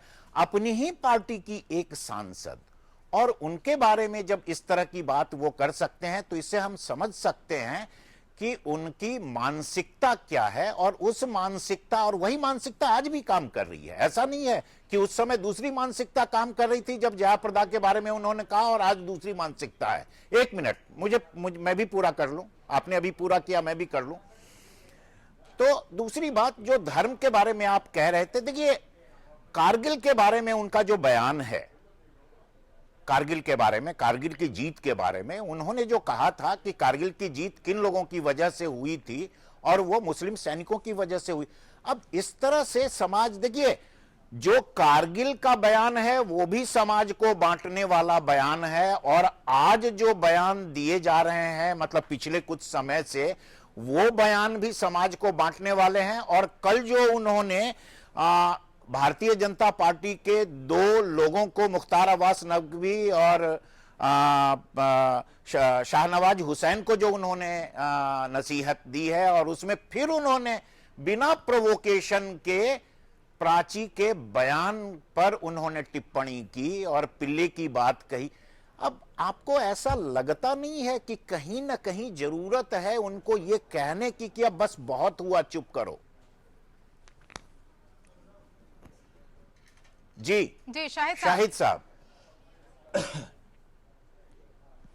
नहीं, देखिए दिव्या जी, अनिल भाई, मैं आपको बताऊं, मैंने आपको पहले भी कहा, मैं फिर बार बार कह रहा हूं, और जो बयान अभी आपने दिखाया, शायद मुझे जहां तक लगता है, जिस वक्त का ये बयान आपने दिखाया है, अभी आपके विजुअल पे मैंने देखा था, उस वक्त शायद आजम साहब हम लोगों से थोड़ा सा नाराज होके, शायद मेरी जहां तक समझ है, जो बयान आपने दिखाया उस वक्त वो शायद हम लोगों से नाराज बिल्कुल उस वक्त चर्चा आई थी कि आजम खान बहुत नाराज हैं, अमर सिंह को लेकर ये पूरा विवाद हुआ था। लेकिन सवाल इसीलिए मैंने अर्ज किया बड़े अदब के साथ, मैंने इसीलिए कंक्लूड किया उस बात को, मैंने सवाल ये नहीं है कि नाराज होकर आप बयान दे रहे हैं। सवाल ये है कि अभी भी वो आपकी पार्टी में है और अभी तो कोई नाराजगी नहीं है, लेकिन अब भी वो इस तरह के बयान दे रहे हैं। नहीं, कोई, मैंने आपको बताया आजम साहब ने, मैं चैलेंज करता हूं, आजम साहब ने कभी भी, मैं बार बार कह रहा हूं, कभी भी किसी धर्म को कभी गाली नहीं दी, कभी जात विशेष को गाली नहीं दी, कभी नहीं। अगर आपका कोई रिएक्शन उनके ऊपर जाता है तो उसमें रिएक्शन आना स्वाभाविक है जी। अगर आप हमको गाली देंगे, अगर आप हमको खुलेआम गाली देंगे, समाज में हमको कलंकित करने का काम करेंगे, आप हमसे कहेंगे हमको जो वोट नहीं देगा वो पाकिस्तान चला जाए, वो आप देश की महिलाओं के साथ कारगिल में कहेंगे कि कारगिल में विजय मुसलमानों का हाथ था। विजय भाई, मैं बीच में नहीं बोल रहा था, बड़ी मेहरबानी होगी अगर आप मेरे नहीं, वो बात तो ठीक है, लेकिन जिन बातों का जो सवाल खड़े होंगे, आप बीजेपी पे तो बोल रहे थे, और अगर आप अपने पे कुतर्क करेंगे तो हम तो उत्तर देंगे ना। मैं क्या कह रहा हूं, मैंने आपको पहले भी कहा, दिव्या जी, विजय भाई, मैं पहले भी कह रहा हूं, किसी भी धर्म विशेष को गाली कोई भी देता है वो निहायत शर्मनाक बात है।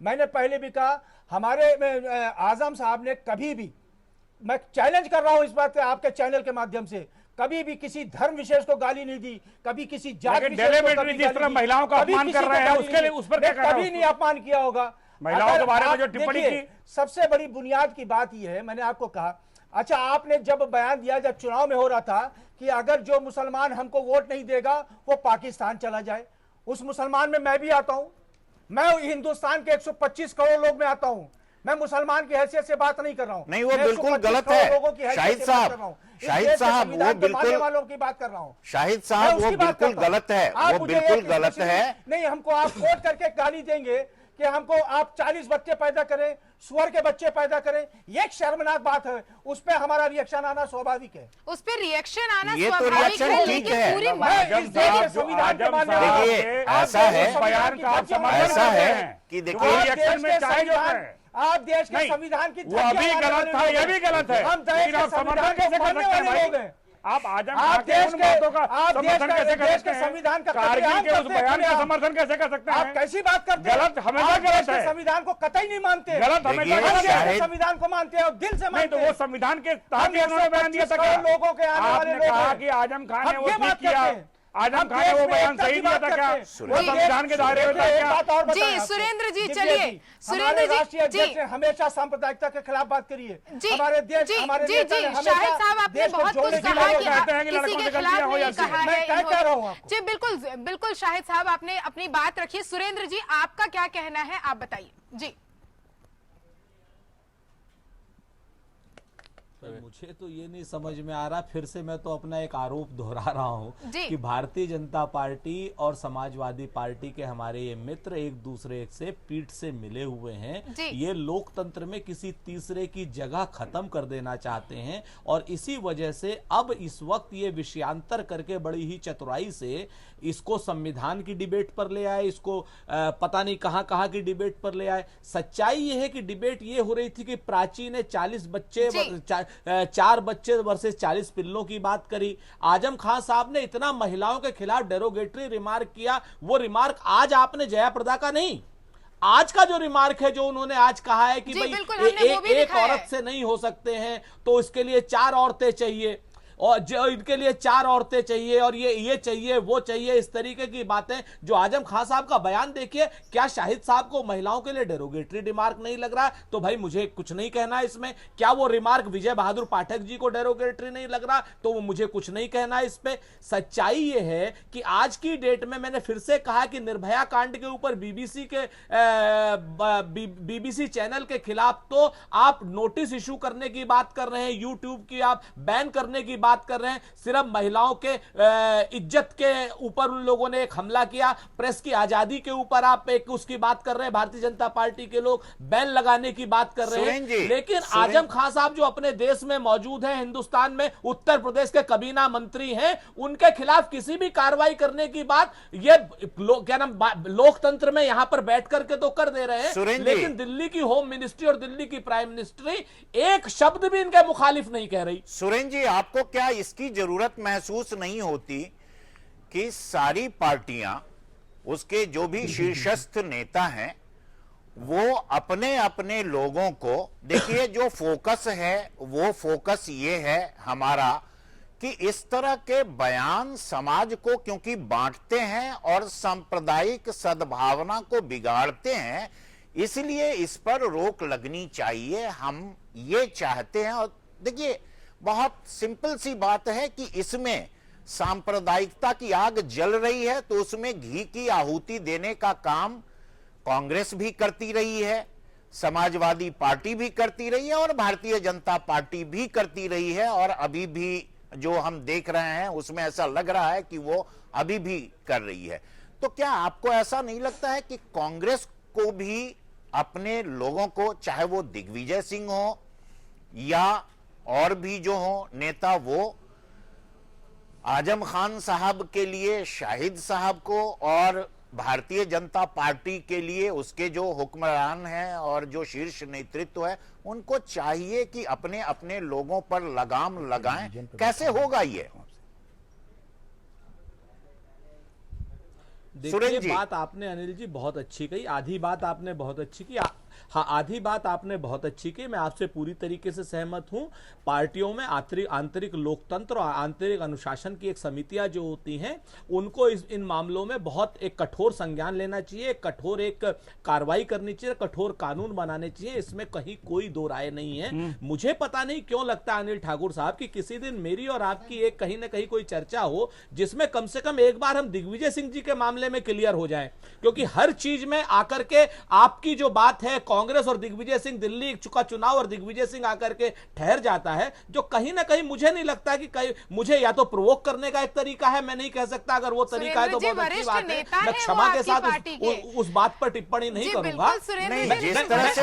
मैं दिव्या वही बात कह रहा हूं आपसे, बिल्कुल बिल्कुल, और वही अकेले एक नेता है जिनके बयानों से बता दूं कांग्रेस पार्टी का सहमत होती है। मैं एक बात बता दूं अनिल ठाकुर साहब, जितना भी मुझे प्रोवोक कर ले, मुझसे बड़े हैं, मुझसे सीनियर हैं, आज की डेट में विषय आजम खान की बयानबाजी, साध्वी की बयानबाजी, नेताओं की निरंकुशता है, और उस पर मैं पूरी तरीके से आज का विषय है समाज को बांटना, जिस तरीके की जो बातें सांप्रदायिक सौहार्द को बिगाड़ना, हाँ, समाज को और बांटना। दिग्विजय सिंह जी ने आज तक समाज को बांटने का काम नहीं किया, कांग्रेस पार्टी ने आज तक समाज को बांटने का काम नहीं किया। जब वो ओसामा जी कहते हैं आतंकवादी को मोस्ट वांटेड लगातार विभाजन की राजनीति करती है कांग्रेस, लगातार विभाजन की राजनीति करती है, मजहब के आधार पर आरक्षण की बात करती है, बीच में बोलने की बातें, एक विधान और एक निशान की बात करने वाली भारतीय जनता पार्टी दो विधान और दो निशानों पर चलती है।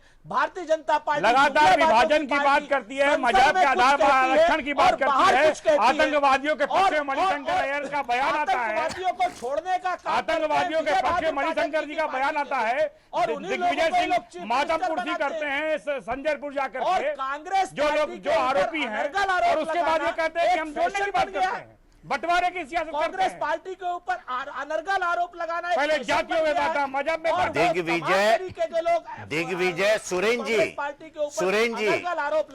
जी जिनके जो गमले में उगे हुए सुरेंद्र जी, दिग्विजय सिंह अगर ओसामा जी कहते हैं, हाफिज सईद जी कहते हैं, और पाकिस्तान में बैठे हुए भारत के जो आतंकवादी दुश्मन हैं, उन्हें अगर वो सम्मान के साथ पुकारते हैं। जी बिल्कुल बिल्कुल सुरेंद्र जी, आप इत्मीनान से एक दिन जरूर हम ये चर्चा करेंगे जिसमें सिर्फ दिग्विजय सिंह की बात होगी, लेकिन विजय जी तो आप निरुत्तर हो गए। जी बिल्कुल विजय जी, आपके पास आना चाहेंगे, आपके पार्टी के सांसद लगातार इस तरह के बयान दे रहे हैं। मैं सिर्फ इतना कहना चाहता था सुरेंद्र जी, गलत बात नहीं की सुरेंद्र जी, मैं सिर्फ इतना कहना चाहता था कि हाफिज जी कहने, बाटला हाउस पर कमेंट करने और इन तमाम चीजों के बावजूद मुसलमानों ने आपका साथ दिल्ली के चुनाव में नहीं दिया। मेरा सिर्फ इतना कहना था।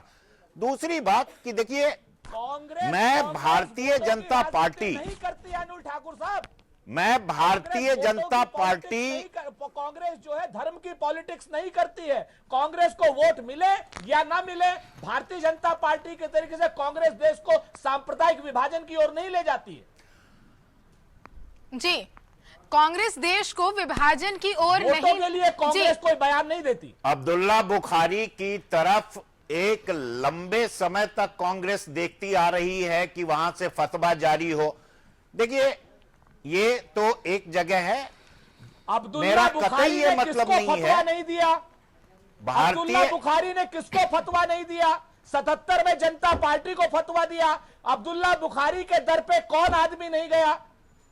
जी चलिए, लेकिन आप पार्टी ने कहा कि 2004 हमें में नहीं चाहिए। अब्दुल्ला बुखारी साहब ने भारतीय जी जनता पार्टी तो ये को फतवा महसूस दिया। जरूर होता है यहाँ पर कि 2009, जरूरत तो 2012 है। में अब्दुल्ला जी बुखारी साहब समाजवादी इसका पार्टी में इसका गए। मतलब ये माना जाए, इसका मतलब ये माना जाए सुरेंद्र जी कि यहाँ अब जरूरत तो है, आपकी भी पार्टी को जरूरत है कि इस तरह की बयानबाजी हो और इस तरह से समाज बटे, ये जरूरी है क्योंकि वोट मिले। जी रमेश जी हमारे साथ बने हुए हैं। रमेश जी आपसे जानना चाहेंगे, क्या लगता है इस हमाम में सभी इसी तरह के हैं? जी रमेश जी क्या लगता है सभी इसी तरह के हैं और ये बयानबाजी यूं ही चलती रहेगी, कभी इस पर कोई लगाम नहीं लगेगी? नहीं, मैं तो केवल ये कहना चाहता हूँ कि दरअसल इस पूरे माहौल को बिगाड़ने की जिम्मेदारी सारी पॉलिटिकल पार्टियों पर है और आम आदमी पार्टी ने कम से कम दिल्ली में ये दिखाया कि शालीनता से भी चुनाव लड़ा जा सकता है और ये अगर समझ आ जाए आजम खान जी को भी, दिग्विजय जी को भी, प्रकाश जायसवाल को भी और साध्वियों और संतों महंतों को भी कि माहौल गंदा करते हुए, अमर्यादित भाषा का इस्तेमाल करते हुए आप जनता को अपने साथ नहीं ला सकते। जनता आपसे न्यूनतम शालीनता की अपेक्षा करती है। वो चाहती है कि जो लोग अपने को साधु संत कहते हैं वे अपनी ज़बान पर लगाम रखें क्योंकि उनसे समाज बहुत कुछ सीखना चाहता है। जहाँ तक आजम खान की बात है, मुझे आश्चर्य होता है कि अखिलेश यादव जी जैसा शालीन और सुसंस्कृत पढ़ा लिखा नौजवान आजम खान की ये जो अनर्गल बयानबाजी है उसे कैसे बर्दाश्त कर पा रहे हैं, मुझे आश्चर्य होता है। भाजपा में मुझे कोई आश्चर्य नहीं है क्योंकि भाजपा ने तो सारे नेताओं ने फूहड़ बयानबाजी के रिकॉर्ड कायम कर दिए हैं, उनसे कोई अपेक्षा नहीं है।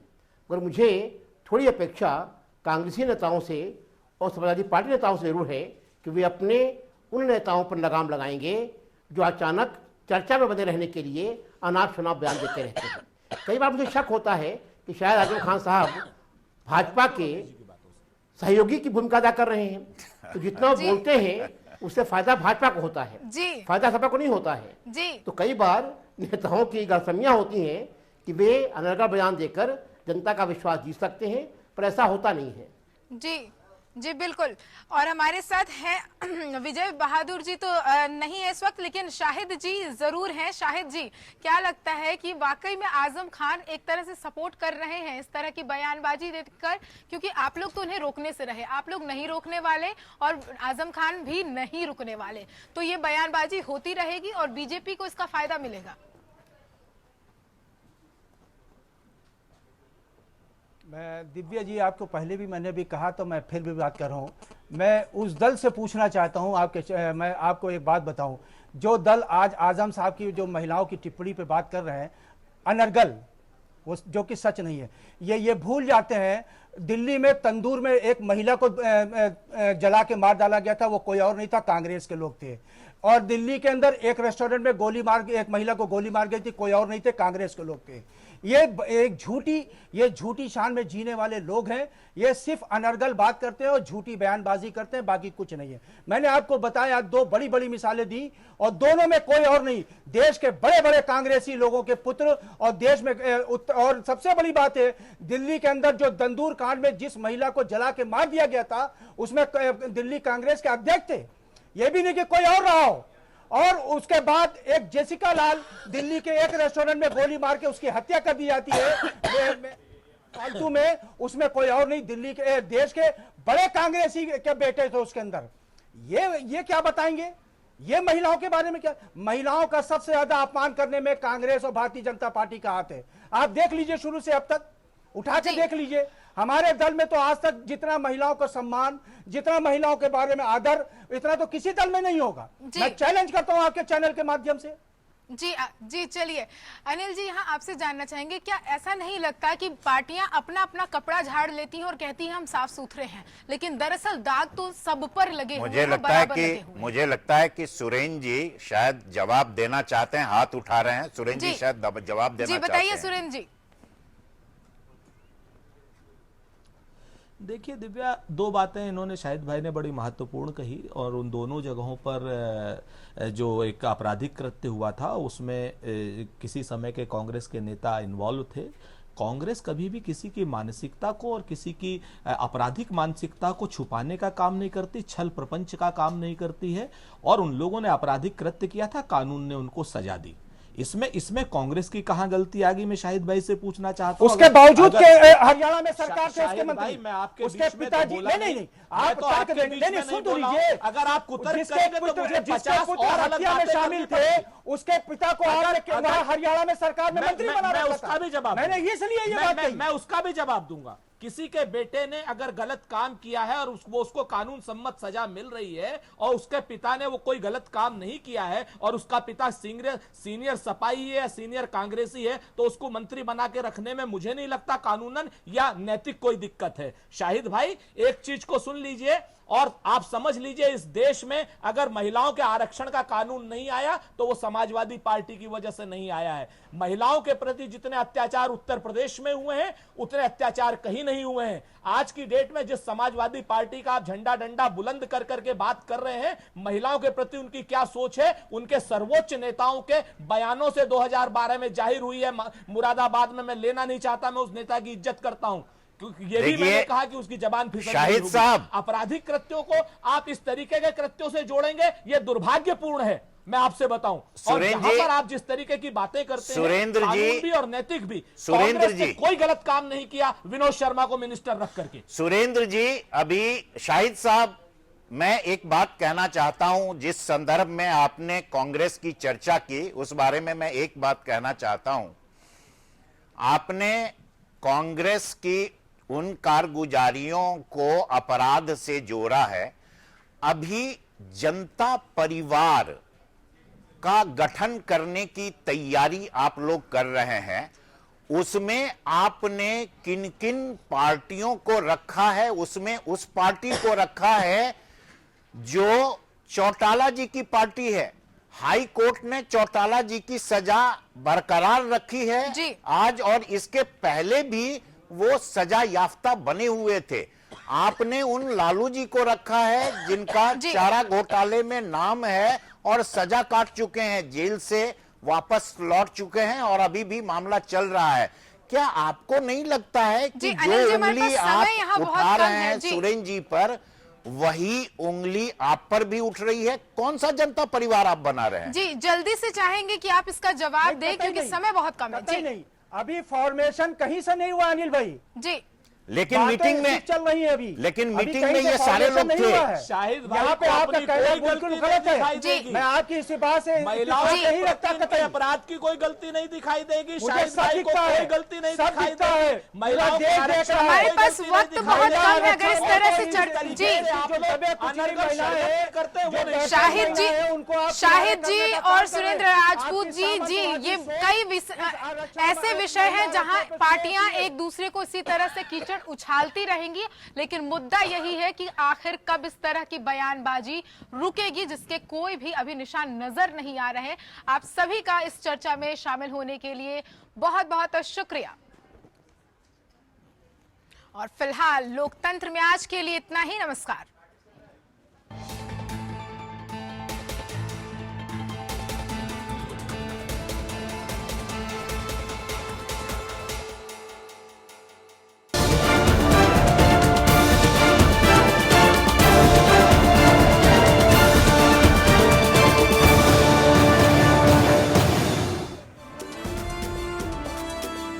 सरकार को ठेंगा दिखाया बीबीसी ने, तय तारीख से पहले दिखाई निर्भया पर बनाई गई डॉक्यूमेंट्री। इंटरनेट में भी दिख रही है डॉक्यूमेंट्री। सरकार ने कहा प्रसारण की शर्तें तोड़ी, बीबीसी को भेजा नोटिस।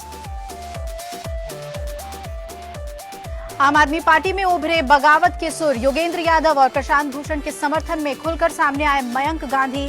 ब्लॉग पर दिया कार्यकारिणी की बैठक का ब्यौरा, बताया अरविंद ने कहा था कि योगेंद्र और प्रशांत के साथ नहीं कर सकता काम। बर्खास्त करने की बजाय दागी मंत्री के समर्थन में उतरे यूपी के मुख्यमंत्री अखिलेश यादव। ऊपरी अदालत से न्याय की आस जताई, कहा चौरसिया देंगे फैसले को चुनौती। हरियाणा के पूर्व मुख्यमंत्री ओम प्रकाश चौटाला को झटका। शिक्षा भर्ती घोटाले में दिल्ली हाई कोर्ट ने निचली अदालत की 10 साल की सजा पर लगाई मुहर। बेटे अजय चौटाला और 3 और दोषियों को भी 10 साल की सजा।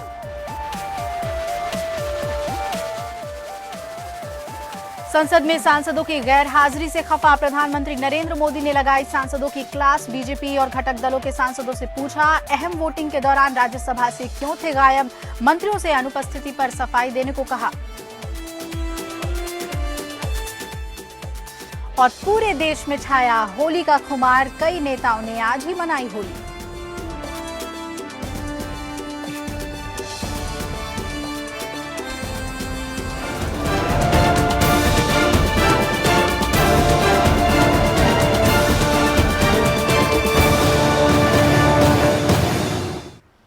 नमस्कार, स्वागत है आपका देश की बात में। मैं हूं अभिलाषा। अगले 1 घंटे में हम आपको सबसे पहले राजपथ में बताएंगे कि सरकार के तमाम दावों के बाद भी किसने दिखाया सरकार को ठेंगा। साथ ही हम दिखाएंगे कि आम आदमी पार्टी के पीएससी से योगेंद्र यादव और प्रशांत भूषण को बाहर करने पर अब किसने उठाया बगावत का झंडा। साथ ही देखेंगे कि सजा पाए मंत्री के समर्थन में क्या कहना है यूपी के मुख्यमंत्री अखिलेश यादव का। आपको बताएंगे कि आखिर क्यों नाराज हैं अपने सांसदों से पीएम नरेंद्र मोदी। हम इस पर भी नजर डालेंगे कि हरियाणा के पूर्व मुख्यमंत्री ओम प्रकाश चौटाला और उनके बेटे अजय चौटाला को दिल्ली हाईकोर्ट से कैसे मिला झटका। और इसके अलावा आपको बताएंगे कि शिवसेना प्रमुख उद्धव ठाकरे ने किस बात के लिए कमर कसने को कहा शिव सैनिकों से। राजकाज में आपको बताएंगे कि भारत में किस हस्ती के पास नहीं है ईमेल आईडी। साथ ही दिखाएंगे कि किसने इनकार किया आर.के. पचौरी के खिलाफ जांच करने से। आपको यह भी बताएंगे कि कोयला खदानों के दूसरे चरण की नीलामी में किस किस को मिली सफलता। और न्याय मंच में आपको बताएंगे कि किस जज के खिलाफ महाभियोग चलाने की मांग की गई है राज्यसभा के कुछ सांसदों द्वारा। साथ ही आपको बताएंगे कि पेट्रोगेट मामले में किसकी बढ़ाई गई हिरासत। चौथे स्तंभ में आपको बताएंगे कि निर्भया पर बनी डॉक्यूमेंट्री पर भारत की प्रतिक्रिया पर क्या राय है अंतर्राष्ट्रीय मीडिया की। और आज देश की बात के संपादक हैं वरिष्ठ पत्रकार राजकिशोर, जिन्होंने आम आदमी पार्टी के फैसले पर अपनी राय जाहिर की है।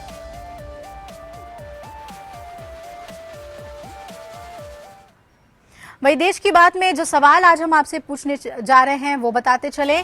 आज हम पूछ रहे हैं, क्या आम आदमी पार्टी दो फाड़ होने की राह पर है, यानी पार्टी के अंदर एक फूट आ गई है जिस पर अब दो राह पर चल पड़ेंगे नेता।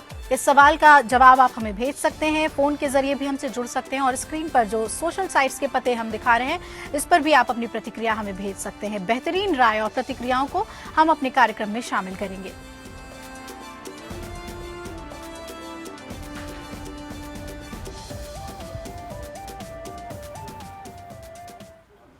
तो चलिए सबसे पहले रुख कर लेते हैं राजपथ का।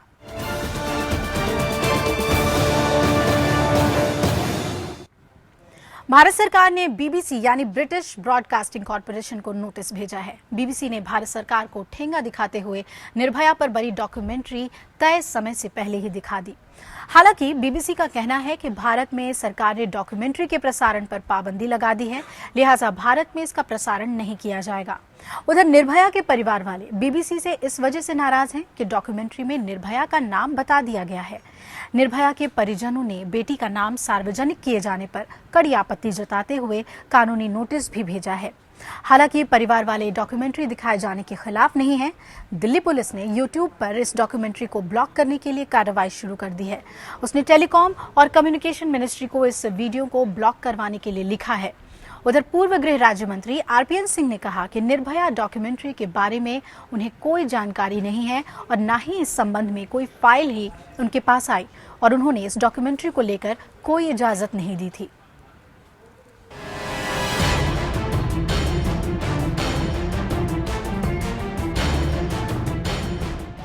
ना ये हुजूम भूला जा सकेगा और ना ही ये 16 दिसंबर की तारीख भूली जा सकेगी, क्योंकि इस दिन देश की एक बेटी के साथ ना भुलाया जा सकने वाला अत्याचार हुआ और उसके बाद देश की जनता अपनी बेटी के इंसाफ के लिए सड़कों पर उतर आई।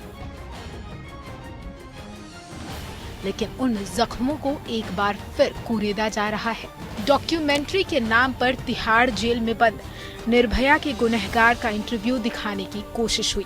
मामला सामने आते ही सरकार ने सख्ती के साथ इस डॉक्यूमेंट्री के प्रसारण पर रोक लगा दी। आश्वस्त करना चाहता हूं सभापति महोदय, मैं इस पूरे मामले की जांच कराऊंगा और जो भी इसके लिए रिस्पॉन्सिबल होगा उसके रिस्पॉन्सिबिलिटी फिक्स करूंगा। सरकार प्रसारण पर रोक लगाने का दम भरती रही हो, लेकिन बीबीसी ने ठेंगा दिखाते हुए तय तारीख से पहले ही डॉक्यूमेंट्री टेलीकास्ट कर दिया। भले ही बीबीसी ने इसका टेलीकास्ट भारत से बाहर किया हो, लेकिन इंटरनेट पर ये डॉक्यूमेंट्री बड़े ही आराम से देखी जा सकती है। प्रशासन सिर्फ दावे करता रह गया और यूट्यूब पर अब तक ये डॉक्यूमेंट्री लाखों बार देखी जा चुकी है।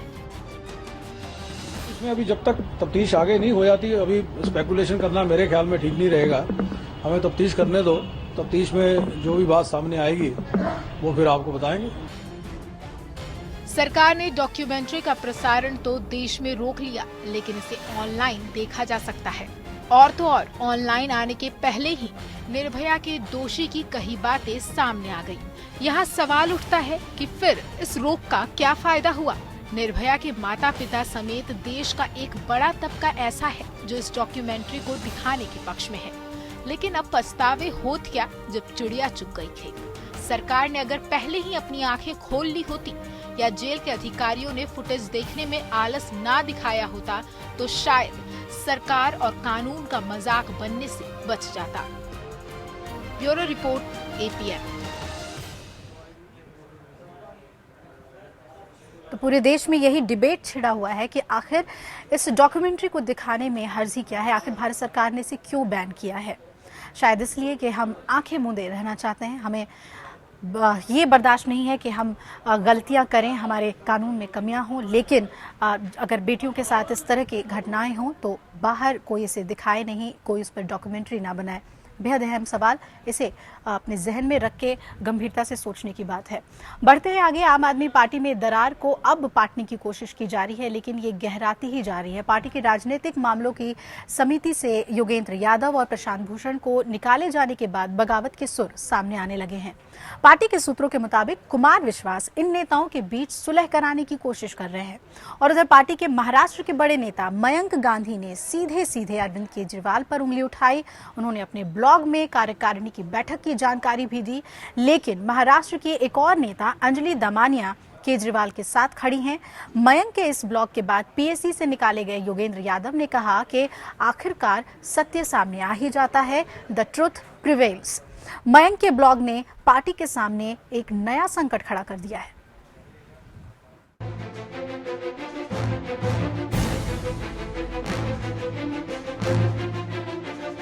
मर्ज बढ़ता गया ज्यों-ज्यों दवा की।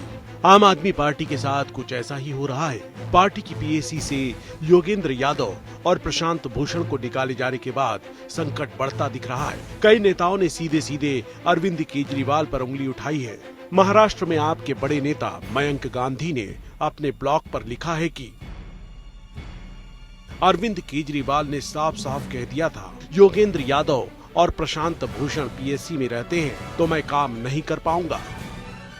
मयंक ने अपने ब्लॉग में लिखा है, प्यारे कार्यकर्ताओं, मैं इस बात के लिए माफी चाहता हूं कि राष्ट्रीय कार्यकारिणी में जो कुछ भी हुआ उसके बारे में बाहर नहीं बोलने के आदेश को तोड़ रहा हूं। वैसे मैं पार्टी का अनुशासित सिपाही हूं।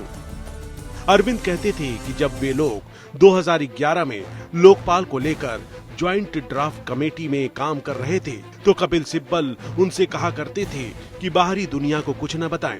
इसके जवाब में अरविंद कहा करते थे कि राष्ट्र को कार्यवाही के बारे में बताना उनकी प्राथमिक ड्यूटी है, क्योंकि वो नेता नहीं लोगों के प्रतिनिधि हैं।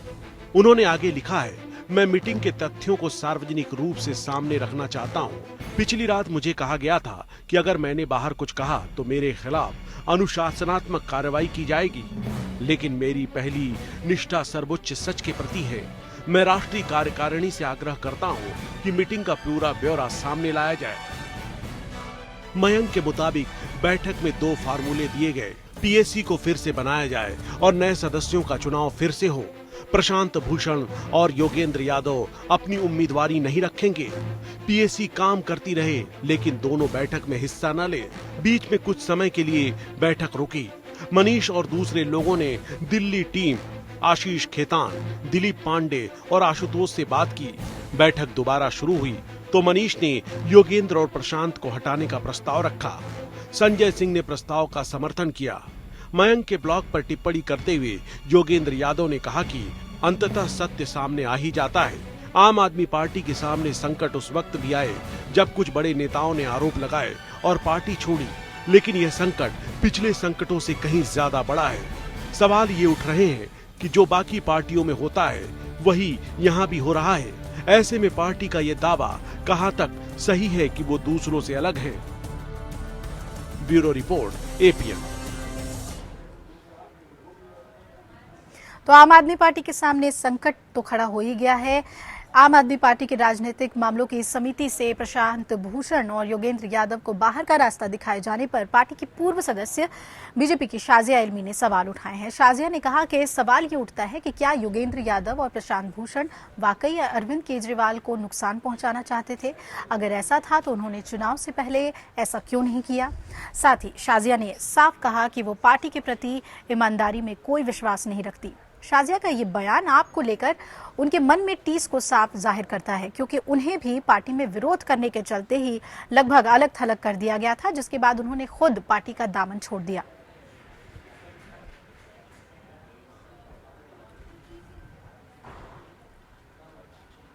दिल्ली सरकार ने एम्स के पूर्व chief vigilance officer Sanjeev Chaturvedi के डेपुटेशन मामले में केंद्र सरकार को दोबारा चिट्ठी लिखी है। साथ ही दिल्ली सरकार ने केंद्र की मंशा पर भी सवाल उठाए हैं। मुख्यमंत्री अरविंद केजरीवाल के प्रधान सचिव राजेंद्र कुमार की तरफ से केंद्रीय वन एवं पर्यावरण मंत्रालय के सचिव अशोक लवासा को लिखे गए चिट्ठी में कहा गया है कि केजरीवाल के 16 फरवरी के पत्र पर अभी तक केंद्र सरकार ने कोई जवाब नहीं दिया है। ये भी याद दिलाया गया है कि किस तरह ओएसडी की नियुक्ति में वर्तमान केंद्र सरकार ने नियमों में छूट दी है। और सूत्रों के मुताबिक सबसे ताजा उदाहरण यूपी की चर्चित आईएएस अधिकारी दुर्गा शक्ति नागपाल की है, जिन्हें वर्तमान केंद्रीय कृषि मंत्री राधा मोहन सिंह का ओएसडी बनाने के लिए नियुक्ति संबंधी कैबिनेट समिति ने नियमों में छूट दी। संजीव चतुर्वेदी के मामले में पूरा प्रस्ताव नियम के अनुकूल होने के बाद भी अभी तक फाइल पर कोई काम नहीं हुआ है। इस चिट्ठी के जरिए ये भी याद दिलाया गया कि हरियाणा सरकार ने पहले ही संजीव के मामले में डेप्यूटेशन के लिए 4 सालों तक की सहमति दे रखी है।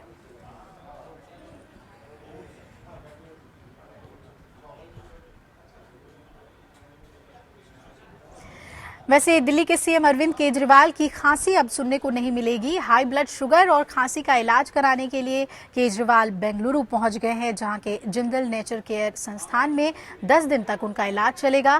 केजरीवाल का इलाज डॉक्टर बबीना नंद कुमार करेंगी। केजरीवाल की डॉक्टर बबीना नंद कुमार ने उनकी बीमारी के इलाज के बारे में ज्यादा जानकारी तो नहीं दी, लेकिन उन्होंने कहा कि पिछली बार जब वो यहाँ आए थे तो उन्हें पुरानी खांसी की शिकायत नहीं थी, उनका सिर्फ शुगर लेवल बढ़ा हुआ था।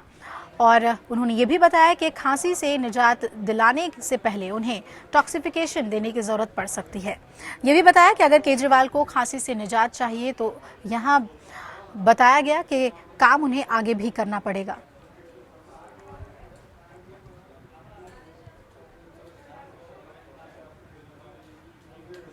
और अब बात यूपी की करते हैं। उत्तर प्रदेश सरकार कानून व्यवस्था को लेकर अपना मेकओवर करने में लगी है, तो वहीं सूबे के मंत्री ही समाजवादी पार्टी की छवि को सवालों के घेरे में लगातार खड़े कर रहे हैं।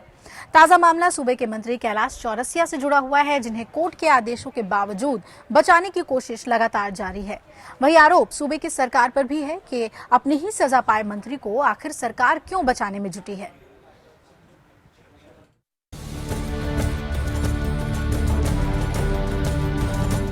अखिलेश के दागी मंत्री अब तक मंत्रिमंडल से नहीं हटे हैं। जिस मंत्री को अदालत ने सजा सुनाई, उन्हें मंत्रिमंडल से क्यों नहीं हटाया गया है? जिसे 3 धाराओं में सजा सुनाई गई है, उसे सीएम अखिलेश क्यों नहीं हटा रहे हैं? सरकार की किरकिरी हो रही है, लेकिन सीएम साहब अब भी ऊपरी अदालत से न्याय की बात कह रहे हैं। कोर्ट के फैसले की अनदेखी कर आखिर बाल पुष्टाहार एवं बेसिक शिक्षा राज्य मंत्री कैलाश चौरसिया को सीएम क्यों नहीं निकाल रहे हैं? अखिलेश ने कहा कि चौरसिया निचली अदालत के फैसले को ऊपरी अदालत में चुनौती देंगे। वो जो कोर्ट का मामला है, ये कहोगे कि वो आपके कार्यक्रम में भी है। देखिए, कोर्ट ने जो काम अपना किया है, अपनी पक्ष ये रखेंगे कि जो इनको अपना पक्ष रखना है वो कोर्ट के सामने दें। मैं समझता हूँ कोर्ट और न्यायालय पे पूरा भरोसा है इनको। सीएम अखिलेश आखिर दागी और सजा पा चुके मंत्री कैलाश चौरसिया को क्यों बचाना चाहते हैं? क्या मजबूरी है कि चौरसिया को कैबिनेट से नहीं हटाया जा सकता? पार्टी सुप्रीमो मुलायम भी बार बार कहते हैं कि दागियों को हटाओ, लेकिन जब हटाने की बारी आती है तो नेता भी चुप हो जाते हैं। ऐसा नहीं कि सिर्फ कैलाश चौरसिया ही यूपी के दागी मंत्री हैं। खनन मंत्री गायत्री प्रजापति, महबूब अली, आजम खान जैसे मंत्री की शिकायतें लोकायुक्त तक पहुंच चुकी है। उनके खिलाफ भी कई सबूत है, लेकिन इनके बारे में कार्रवाई करना तो दूर, ना तो सीएम और ना ही मुलायम सिंह यादव कुछ बोलते हैं। जिस तरीके से निचली अदालत ने कैलाश चौरसिया जी को दोषी पाया मामले में और 3 वर्ष की सजा सुनाई है, उसको देखते हुए उच्चतम न्यायालय के ने 2 मामलों में, खास करके लिली थॉमस के मामले में और उसके बाद जयललिता के मामले में जो जजमेंट दिए थे, उन दोनों जजमेंट को देखने से ये साफ हो जाता है कि उनको मंत्री पद पे बने रहने का अब तत्काल ही, जब न्यायालय ने आदेश कर दिया तभी से वो अधिकार समाप्त हो गया है और उनका मंत्री पद समाप्त किया जाना चाहिए। अखिलेश के मंत्रियों के खिलाफ शिकायतों का पुलिंदा है, लेकिन अखिलेश एक भी अध्याय पलटना नहीं चाहते हैं। अखिलेश मंत्रियों पर क्यों नहीं डंडा चलाते हैं? उनकी क्या मजबूरी है कि कोर्ट के फैसले को भी अनदेखी कर दी? मिर्जापुर से रतन मोहन के साथ लखनऊ से राधेश्याम दीक्षित की रिपोर्ट, एपीएन।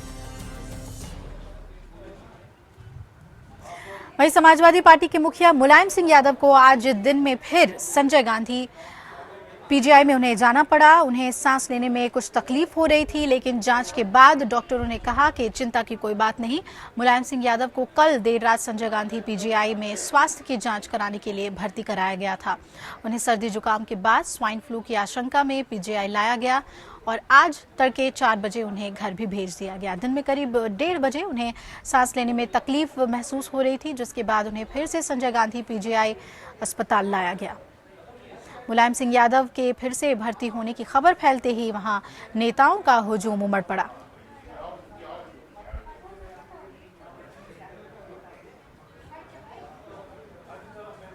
प्रधानमंत्री नरेंद्र मोदी ने कांग्रेस और सोनिया गांधी पर फिर निशाना साधा है। मध्य प्रदेश के खंडवा में शिगांजी थर्मल पावर प्लांट के 2 यूनिट के उद्घाटन के मौके पर नरेंद्र मोदी ने कोयला घोटाले पर कहा कि पहले एक परिवार तय करता था कि किसे क्या मिले। उन्होंने कहा कि 204 कोयले की खदानें कैसे दी गई थी।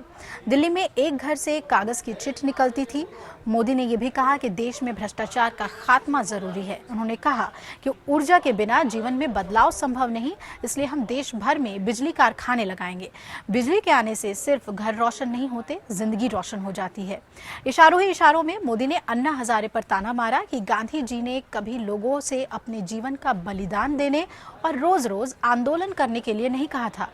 देश में भूमि अधिग्रहण अध्यादेश पर हो रहे विवाद पर नरेंद्र मोदी ने कहा, पिछली सरकार ने कुछ ऐसे कानून बनाए थे जिससे गरीबों के विकास के कार्यों में बाधा आ रही थी, लेकिन जब हम उन कानूनों में बदलाव कर रहे हैं तो कुछ लोग किसानों को भड़काने में लगे हुए हैं। हम ऐसे लोगों को पहचानने में लगे हुए हैं और ऐसे लोगों की पहचान करना जनता के लिए जरूरी है। राज्यसभा में कई बिल न पास कराने की निराशा भी पीएम नरेंद्र मोदी ने यहां जाहिर की। उन्होंने कहा, यह सच्चाई है कि हमारे पास राज्यसभा में बहुमत नहीं, इसलिए हम जनता की भलाई से जुड़े कई बिल पास ही नहीं करवा पा रहे। मैं आपसे निवेदन करता हूं कि हमारी मदद कीजिए।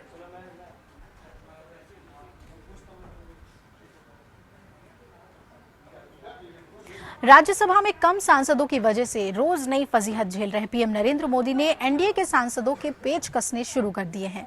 बीते मंगलवार को राज्यसभा में राष्ट्रपति के अभिभाषण पर विपक्ष का संशोधन प्रस्ताव पास हो जाने से हुई मोदी सरकार को फजीहत का सामना करना पड़ा। सांसदों की गैर मौजूदगी से पीएम खासा नाराज बताए जा रहे हैं। मोदी ने बुधवार को बीजेपी और अन्य घटक दलों के सांसदों से पूछा कि इतनी अहम वोटिंग के दौरान वो राज्यसभा से क्यों गायब थे। हालांकि बीजेपी और एनडीए के सभी राज्यसभा सदस्य मौजूद रहते तो भी विपक्ष ज्यादा संख्या बल के बूते अपना प्रस्ताव पारित करवाने में सफल हो जाता। मोदी के करीबी एक सूत्र के मुताबिक कुछ केंद्रीय मंत्री समेत जो भी सांसद वोटिंग के दौरान मौजूद नहीं थे, पीएम ने उनसे अनुपस्थिति पर सफाई देने को कहा है और मोदी चाहते हैं कि अगली बार ऐसे हालात बने तो एनडीए के सभी सांसद राज्यसभा में मौजूद रहें। पीएम को यह भी फिक्र सता रही है कि मौजूदा बजट सत्र के दौरान एक के बाद एक सरकार को कई बिल पेश करने हैं, ऐसे में वो कोई लापरवाही नहीं बरतना चाह रहे।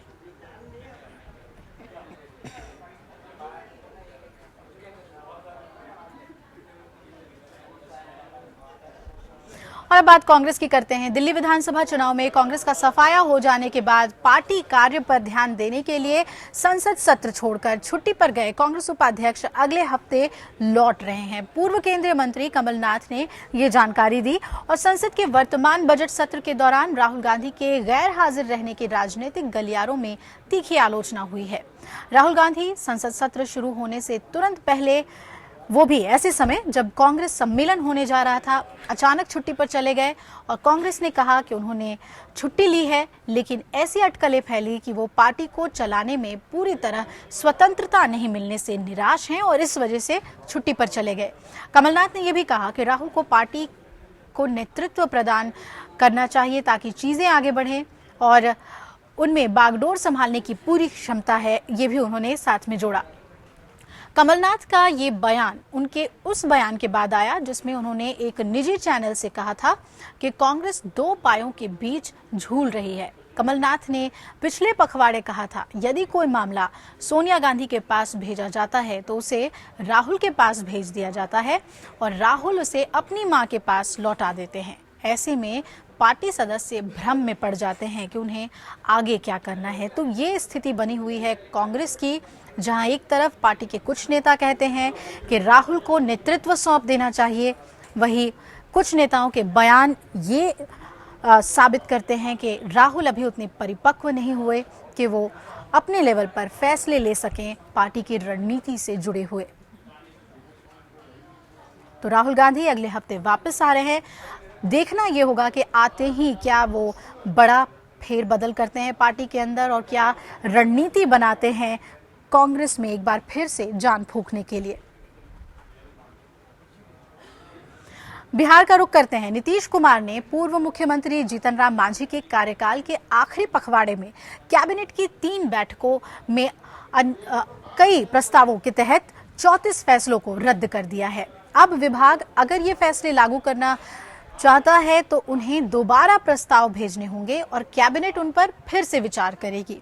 पिछली सरकार ने कई बड़े फैसले राज्य में राजनीतिक अनिश्चितता के बीच लिए थे। जेडीयू ने जीतन राम मांझी को पार्टी विधायक दल के नेता पद से हटाते हुए 7 फरवरी को ही नीतीश कुमार को अपना विधायक दल का नेता चुन लिया था और उसके बाद उठापटक शुरू हुआ। विधानसभा में बहुमत साबित करने का मौका नीतीश कुमार और जीतन राम मांझी दोनों मांग रहे थे। मांझी कैबिनेट ने 10, 18 और 19 फरवरी को कई ऐसे लोक लुभावन प्रस्तावों पर मुहर लगाई जिसका भारी भरकम बोझ राज्य के खजाने पर पड़ता था। इनमें कई ऐसे प्रस्ताव भी शामिल हैं जिनका ब्यौरा विभाग में तैयार ही नहीं किया गया था, बल्कि कैबिनेट की बैठक के दौरान ऐसे प्रस्ताव टाइप किए गए और उन पर मुहर लगा दी गई। ऐसे प्रस्तावों को अन्यान्य की सूची में शामिल किया गया। नीतीश कुमार के कैबिनेट के अन्यान्य में शामिल ऐसे ही 34 फैसलों को रद्द कर दिया गया है।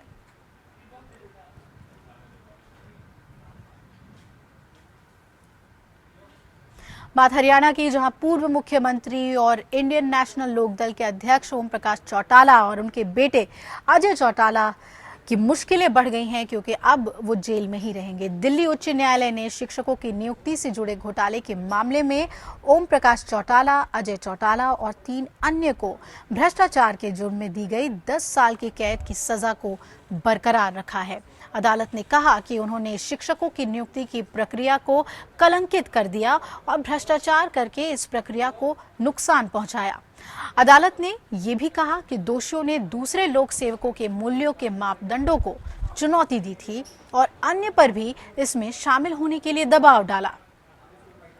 उच्च न्यायालय ने बाकी 50 दोषियों को भी 2-2 साल कैद की सजा सुनाई है और अदालत ने यह भी कहा कि जो लोग पहले ही 2 साल की सजा काट चुके हैं उन्हें रिहा कर दिया जाएगा। 78 साल के चौटाला अपने दोष साबित होने पर और सजा को चुनौती देने के लिए 7 फरवरी को उच्च न्यायालय पहुंचे थे।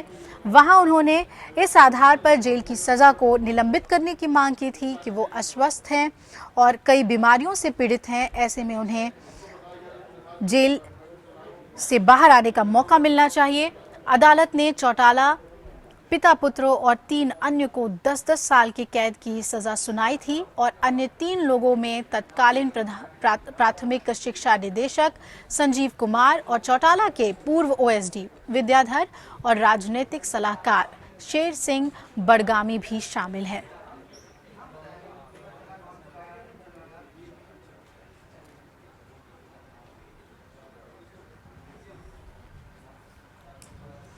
उधर महाराष्ट्र में शिवसेना सुप्रीमो उद्धव ठाकरे ने हुंकार भरते हुए अपने विधायक और मंत्रियों से कहा है कि वो राज्य में अपने दम पर शिवसेना की सत्ता स्थापित करने के लिए काम में जुट जाएं।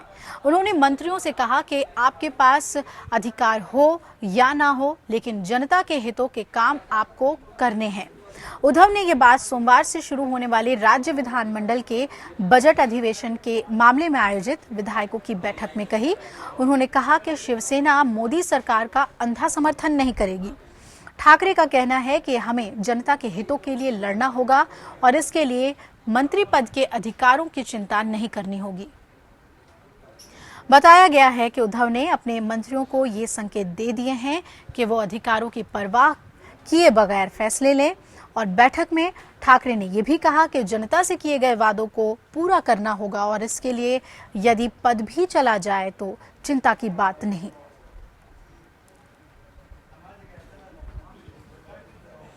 महाराष्ट्र सरकार ने मुसलमानों को दिया गया 5% आरक्षण रद्द कर दिया है। पिछली पृथ्वीराज चौहान सरकार ने विशेष पिछड़ा वर्ग के तहत मुस्लिम समाज की कुछ जातियों को शिक्षा और नौकरियों में आरक्षण देने की घोषणा की थी।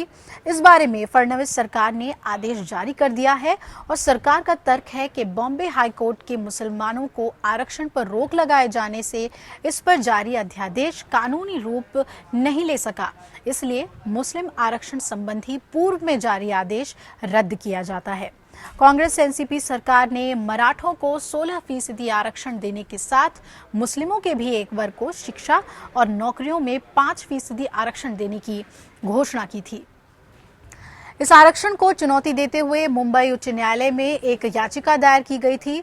उच्च न्यायालय ने इस याचिका पर सुनवाई करते हुए 14 नवंबर 2014 को मराठा आरक्षण के साथ मुस्लिम आरक्षण को भी स्थगित कर दिया था, लेकिन उच्च न्यायालय ने मुस्लिमों को शिक्षा के क्षेत्र में आरक्षण देने पर रोक नहीं लगाई थी।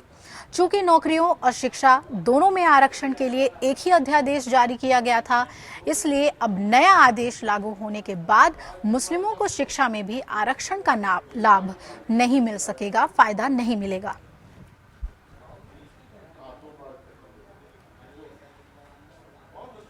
उधर जम्मू कश्मीर के मुख्यमंत्री मुफ्ती मोहम्मद सईद ने पूर्व आतंकियों के पुनर्वास की घोषणा की है। सत्ता संभालने के तीसरे ही दिन मुख्यमंत्री ने पुलिस महानिदेशक को आत्मसमर्पण करने वाले और जेलों से छूटे आतंकियों के पुनर्वास के लिए विस्तृत योजना बनाने के निर्देश जारी किए। मुफ्ती मोहम्मद सईद ने तर्क दिया है कि पूर्व में आतंकियों को आम नागरिक की तरह जीवन बिताने का एक मौका दिया जाना चाहिए। वैसे मुफ्ती मोहम्मद सईद ने 1999 में अपनी पार्टी पीडीपी की स्थापना के वक्त ही कहा था कि उनकी पार्टी राज्य के जेल में बंद विस्थापित हो चुके लोगों के पुनर्वास के लिए आंदोलन चलाएगी। उन्होंने उस समय ये भी कहा था कि पार्टी राज्य को पूर्ण स्वायत्तता देने के लिए आंदोलन करेगी। बहरहाल वही पीडीपी अब बीजेपी के साथ गठजोड़ कर चुकी है और ऐतिहासिक रूप से पहली बार जम्मू कश्मीर में दोनों की सरकार है, लेकिन बीजेपी से दोस्ती के बाद भी पीडीपी अपने पुराने तेवर पर कायम दिख रही है। सरकार में सईद के आने के 3-4 दिन में ही बीजेपी के सामने 2 बड़े सवाल खड़े हो गए हैं और ऐसे में स्वाभाविक है कि आने वाले दिनों में उसे और सवालों के जवाब देने होंगे, तैयार रहना होगा।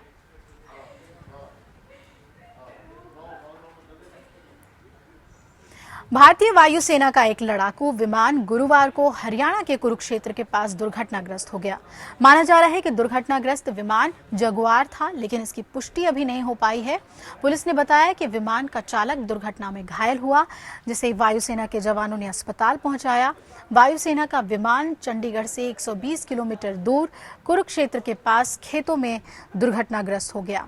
वायुसेना का विमान अपने नियमित प्रशिक्षण उड़ान पर था, जिसने चंडीगढ़ से 45 किलोमीटर दूर अंबाला के वायुसेना शिविर से उड़ान भरी थी।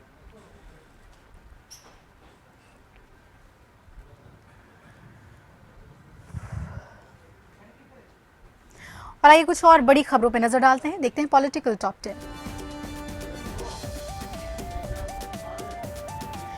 इलाज के लिए बेंगलुरु पहुंचे केजरीवाल। दिल्ली के मुख्यमंत्री अरविंद केजरीवाल मधुमेह और खांसी का इलाज कराने के लिए बेंगलुरु पहुंचे। जिंदल नेचर केयर में वो इलाज कराएंगे और 10 दिनों तक वहीं रहेंगे। भूमि अधिग्रहण पर मोदी सरकार के खिलाफ शिवसेना बीजेपी की सहयोगी दल शिवसेना ने साफ कर दिया है कि वो भूमि अधिग्रहण अध्यादेश के मुद्दे पर मोदी सरकार का समर्थन नहीं करेगी। अध्यादेश के कुछ प्रावधानों पर वो सहमत नहीं है। हालांकि शिवसेना ने यह भी साफ किया कि भारतीय जनता पार्टी से उसकी कोई खटपट नहीं चल रही। निवेशकों को बढ़ावा देने के लिए कानून में होगा बदलाव। मध्य प्रदेश के मुख्यमंत्री शिवराज सिंह चौहान ने कहा कि उद्योग और व्यापार को बढ़ावा देने के लिए बाधा बनाने वाले कानूनों में बदलाव किया जाएगा। शिवराज सिंह चौहान ने प्रशासन अकादमी में is of doing business workshop में आला अफसरों को संबोधित करते हुए कहा कि निवेशकों को बढ़ावा देने के लिए सरकार कानून में बदलाव करेगी। अच्छा होगा मॉनसून। मौसम विभाग ने उम्मीद जताई है कि इस साल मॉनसून अच्छा होगा। अगर ऐसा होता है तो प्रधानमंत्री नरेंद्र मोदी को इकोनॉमी में जान डालने के लिए एक और मदद मिल जाएगी। एआईबीसी के दूसरे दौर में साइना और प्रणय। भारतीय बैडमिंटन स्टार साइना नेहवाल और तेजी से उभरते एचएस प्रणय ने अलग अलग ऑल इंग्लैंड बैडमिंटन चैंपियनशिप के दूसरे दौर में प्रवेश कर लिया है। ओलंपिक कांस्य पदक विजेता और तीसरी वरीयता प्राप्त साइना ने इंडोनेशिया के बेलिट्रिक्स मानपुट्टी को 21-8, 21-12 से हराया, जबकि प्रणय ने फ्रांस के ब्राइस लेवरडेज पर 16-21, 21-8 और 21-18 से जीत दर्ज की। संगीत की फैक्ट्री नहीं हूं। बॉलीवुड की कई फिल्मों में अपनी सुरीली आवाज दे चुके जाने माने गायक लकी अली ने ये बात कही है कि संगीत की फैक्ट्री वो नहीं बनना चाहते। लकी ने कुछ साल पहले लकी अली एंटरटेनमेंट नाम से अपनी संगीत कंपनी शुरू की थी, लेकिन वो चल नहीं सकी।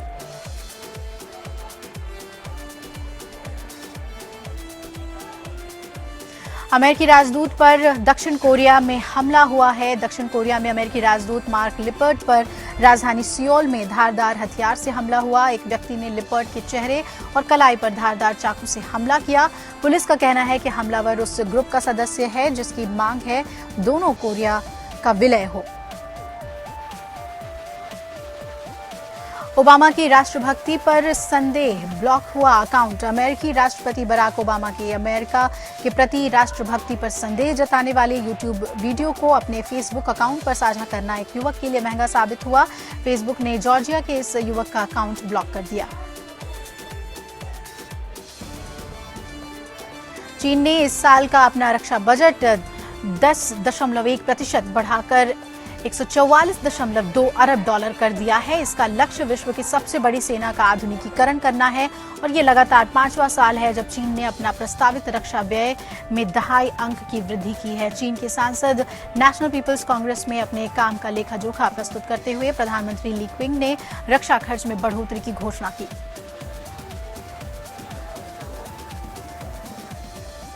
और बढ़त के साथ बंद हुए शेयर बाजार। दिन भर के उतार चढ़ाव के बाद शेयर बाजार आखिरकार बढ़त के साथ बंद होने में कामयाब रहा। सेंसेक्स 68.22 पॉइंट के बढ़त के साथ 29,448.95 पर बंद हुआ, जबकि निफ्टी 15.10 पॉइंट की तेजी के साथ 8,937.75 पर बंद हुआ।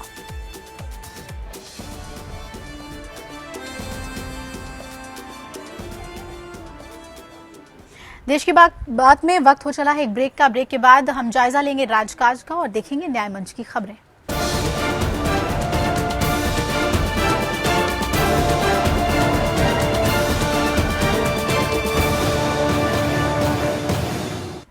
ब्रेक के बाद स्वागत है आपका देश की बात में। आइए जायजा लेते हैं राजकाज का।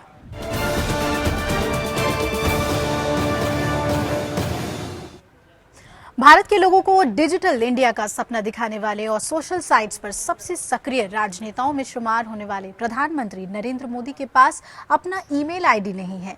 छत्तीसगढ़ के एक बिजनेसमैन ने प्रधानमंत्री कार्यालय से आरटीआई के जरिए ये चौंकाने वाली जानकारी हासिल की। छत्तीसगढ़ की सीएसआर कंपनी के रुसेन कुमार ने आरटीआई एक्ट के तहत पीएम कार्यालय में पत्र लिखकर उनके प्रयोग में आने वाले ईमेल एड्रेस मांगा था। इसके जवाब में पीएमओ ने बताया कि प्रधानमंत्री नरेंद्र मोदी के पास कोई प्राइवेट मेल आईडी नहीं है, निजी मेल आईडी नहीं है। जवाब में यह भी लिखा गया है कि किसी भी विषय में जानकारी, फीडबैक, सुझाव या शिकायत के लिए वो प्रधानमंत्री के आधिकारिक वेबसाइट के माध्यम से संपर्क कर सकते हैं।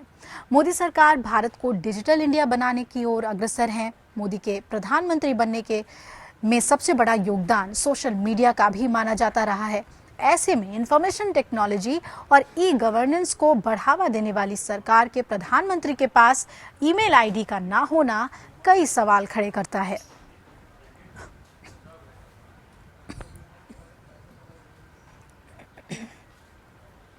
जलवायु परिवर्तन पर संयुक्त राष्ट्र समिति के पूर्व अध्यक्ष राजेंद्र पचौरी के खिलाफ आरोपों को लेकर जांच से संयुक्त राष्ट्र ने इनकार किया है और कहा है कि इस साल के अंत में उनकी जगह पर एक नए प्रमुख की नियुक्ति कर दी जाएगी। संयुक्त राष्ट्र प्रमुख बान की मून के प्रवक्ता स्टीफन दुजारिक ने संवाददाताओं से कहा कि हम आरोपों से अवगत हैं जो पचौरी के संगठन खुद के थिंक टैंक से संबंधित है, जो संयुक्त राष्ट्र से संबंधित नहीं है और संयुक्त राष्ट्र की संस्था नहीं है। जब उनसे पूछा गया कि क्या आरोपों की जांच कराई जाएगी, दुजारिक ने पचौरी के खिलाफ आरोपों की संयुक्त राष्ट्र की जांच से इनकार किया। पचौरी ने अपने थिंक टैंक टेरी की एक महिला कर्मचारी द्वारा दिल्ली में यौन उत्पीड़न का आरोप लगाए जाने के बाद 24 फरवरी को जलवायु परिवर्तन पर अंतर सरकारी पैनल के अध्यक्ष पद से इस्तीफा दे दिया था।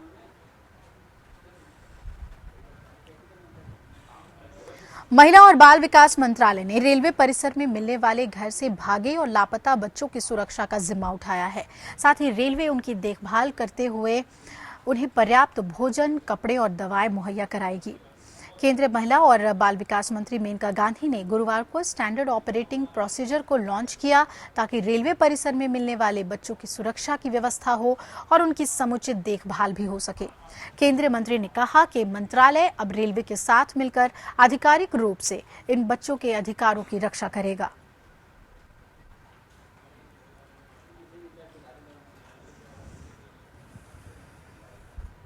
कोयला ब्लॉक की शुरू हुई दूसरे चरण की नीलामी में अडानी पावर, उषा मार्टिन और JSW स्टील कोयला ब्लॉक हासिल करने में सफल रही, जबकि शेड्यूल 3 में ओडिशा की मंदाकिनी माइन और झारखंड की मेरल माइन के लिए बोलियां लगेंगी। सरकार ने दूसरे चरण में उत्पादन के लिए तैयार 15 कोयला ब्लॉक की नीलामी के लिए रखा है। पहले दिन झारखंड के 4 कोयला ब्लॉक की नीलामी हुई। अडानी पावर ने जीतपुर कोयला ब्लॉक हासिल कर लिया, जो झारखंड के गोड्डा जिले में है। पहले ये block Jindal steel and power limited को आवंटित किया गया था। उषा मार्टिन ने बृंदा और ससाई कोयला ब्लॉक हासिल कर लिया। ये ब्लॉक गैर बिजली क्षेत्र में लिया गया था और पहले ये block Abhijeet Infrastructure Private Limited को आवंटित किया गया था। वही JSW ने हजारीबाग में मौजूद मोइत्रा कोल ब्लॉक हासिल कर लिया है। पहले ये ब्लॉक जायसवाल नेको को आवंटित किया गया था।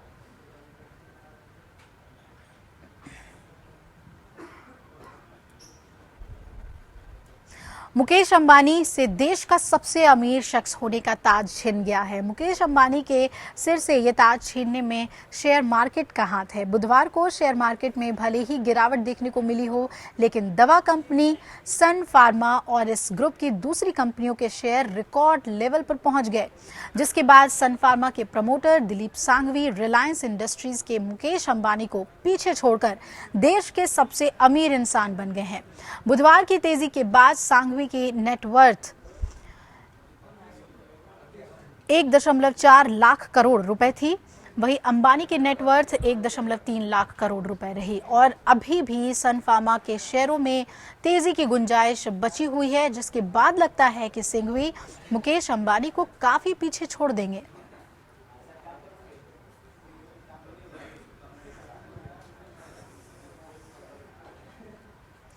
रक्षा सौदे में अनिल अंबानी ने एंट्री कर ली है। रिलायंस इंफ्रा से पीपा पावर डिफेंस में 18% हिस्सेदारी खरीदी है।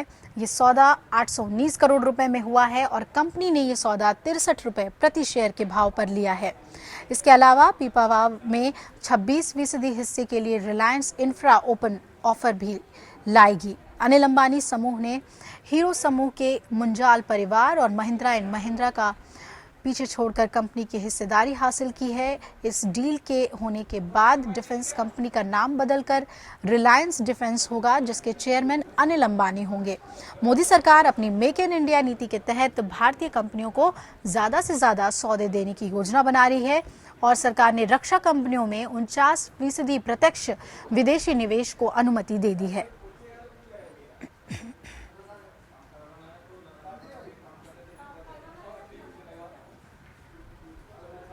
और लगभग 20 साल बाद फिर से चलेंगे 1 रुपए के नोट। जी हां, रिजर्व बैंक ने ऐलान किया है कि सरकार 1 रुपए के नए नोट की छपाई करेगी।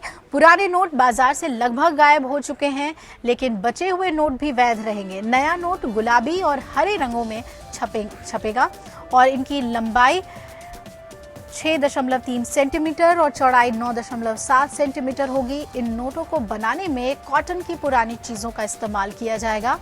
वाटरमार्क के तौर पर 1 रुपए के नए नोट की विंडो में अशोक स्तंभ होगा, लेकिन उसके साथ सत्यमेव जयते नहीं लिखा होगा। बीच में छपा हुआ नंबर होगा और दाईं तरफ छुपा हुआ भारत लिखा होगा। इन नोटों पर 2 भाषाओं में वित्त सचिव के दस्तखत भी होंगे। नवंबर 1994 में रिजर्व बैंक ने ज्यादा लागत का हवाला देकर 1 रुपए के नोटों की छपाई बंद कर दी थी। फिलहाल 10, 20, 50, 100, 500 और 1000 रुपए के नोट छापे जा रहे हैं, जबकि 1, 2 और 5 रुपए के सिक्के चलन में हैं। 10 रुपए के नोट और सिक्के दोनों ही चलन में हैं और अब आप 1 रुपए के नोट भी इस्तेमाल कर सकते हैं।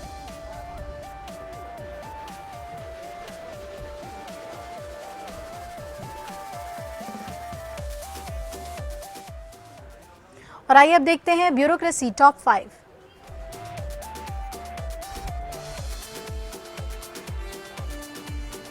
आदिवासी मामलों के राज्य मंत्री मनसुख भाई धनीभाई वासव ने निजी सचिव होंगे और राजवीर सिंह पवर गुजरात कैडर के 1991 बैच के IFS अधिकारी हैं। 1987 बैच के IAS अधिकारी पंकज कुमार नागालैंड के मुख्य सचिव नियुक्त किए गए। राज्य में मात्र 2 साल में 4 मुख्य सचिव नियुक्त हो चुके हैं। 1994 बैच के N Vinod Kumar postal directorate में निदेशक बनाए गए। AAI में executive director doctor BP Sharma जल्द ही पवन हंस लिमिटेड में CMD का पद ग्रहण करेंगे। और 2012 बैच के IAS अधिकारी अजय सिंह तोमर का शादी के आधार पर असम मेघालय कैडर से हरियाणा कैडर में ट्रांसफर किया गया। तोमर की पत्नी संगीता तेतरवाल 2013 बैच की हरियाणा कैडर की IAS अधिकारी हैं।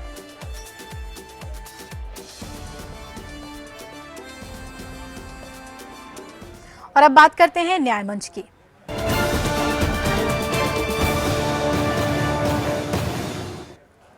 सीपीएम के राज्यसभा सदस्य सीताराम येचुरी और जेडीयू के अध्यक्ष और राज्यसभा सदस्य शरद यादव समेत 50 से ज्यादा सांसदों ने मध्य प्रदेश हाईकोर्ट के जज SK गंगेल के खिलाफ महाभियोग चलाने के लिए राज्यसभा के सभापति हामिद अंसारी को चिट्ठी लिखी है।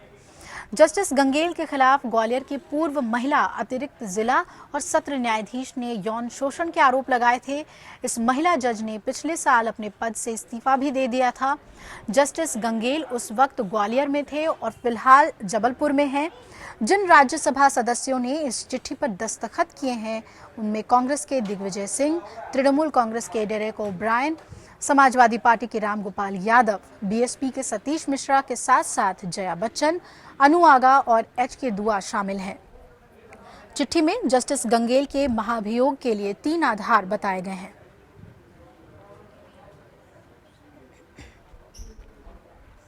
दिल्ली की एक अदालत ने पेट्रोलियम मंत्रालय दस्तावेज लीक मामले में गिरफ्तार 5 कॉर्पोरेट अधिकारियों सहित 6 आरोपियों की हिरासत 19 मार्च तक के लिए बढ़ा दी है।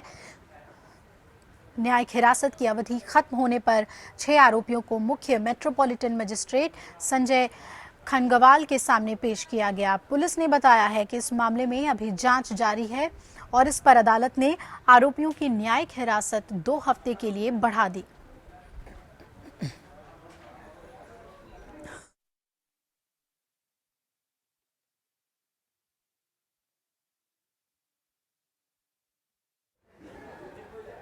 और अब देखते हैं लीगल टॉप 5।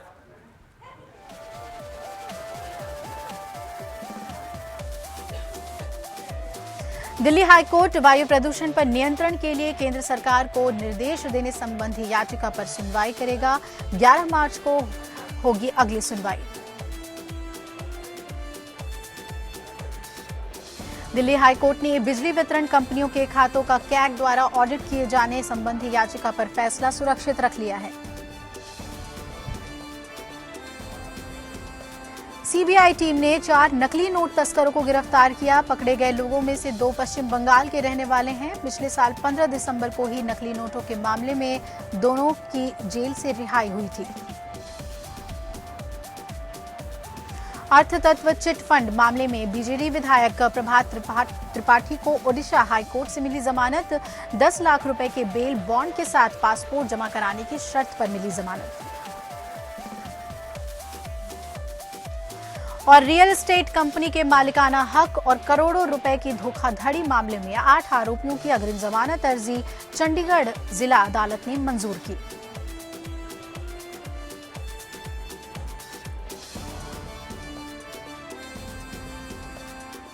और अब रुक कर लेते हैं चौथे स्तंभ का।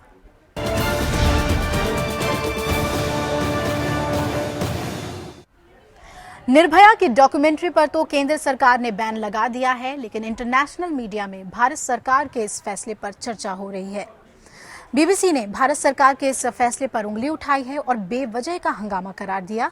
बीबीसी ने गैंगरेप डॉक्यूमेंट्री पर हंगामा क्यों नाम से अपनी वेबसाइट पर एक लेख भी डाला है, जिसमें बीबीसी ने कहा है कि इंडियाज डॉटर डॉक्यूमेंट्री पर बैन गलत है। संयुक्त राष्ट्र के महासचिव बान की मून ने भी इस डॉक्यूमेंट्री में दिल्ली गैंगरेप के दोषी की टिप्पणी को घृणित बताया है। बान की मून ने कहा कि मैं घृणित टिप्पणियों पर टिप्पणी नहीं करना चाहता जो इस लड़की के बारे में बलात्कार के दोषी ने की है। सांसद और गीतकार जावेद अख्तर का कहना है कि एक तरफ तो हम अभिव्यक्ति की स्वतंत्रता की बात करते हैं और दूसरी तरफ ऐसे दस्तावेज को रोकने की बात करते हैं जो सच्चाई पर आधारित है।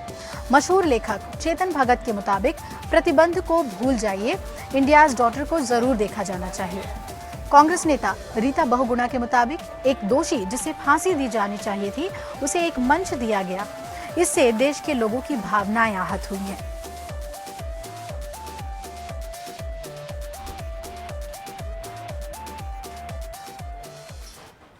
और अब जानते हैं आज के हमारे सवाल के जवाब में क्या कुछ प्रतिक्रिया दी है आप लोगों ने। आज हमने पूछा था क्या आम आदमी पार्टी दो फाड़ होने की राह पर है, और कई जवाब हमें इसमें मिले हैं। 43% लोग मानते हैं कि हाँ ऐसा है, पार्टी में फूट साफ नजर आ रही है, जबकि ज्यादातर लोग यानी 57% लोगों ने नहीं कहा है।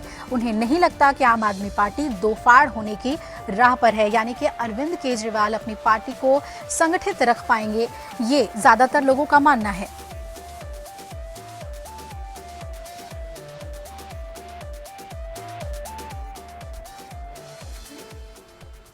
और आइए अब देखते हैं आज का संपादकीय, जिसे लिखा है वरिष्ठ पत्रकार राजकिशोर जी ने।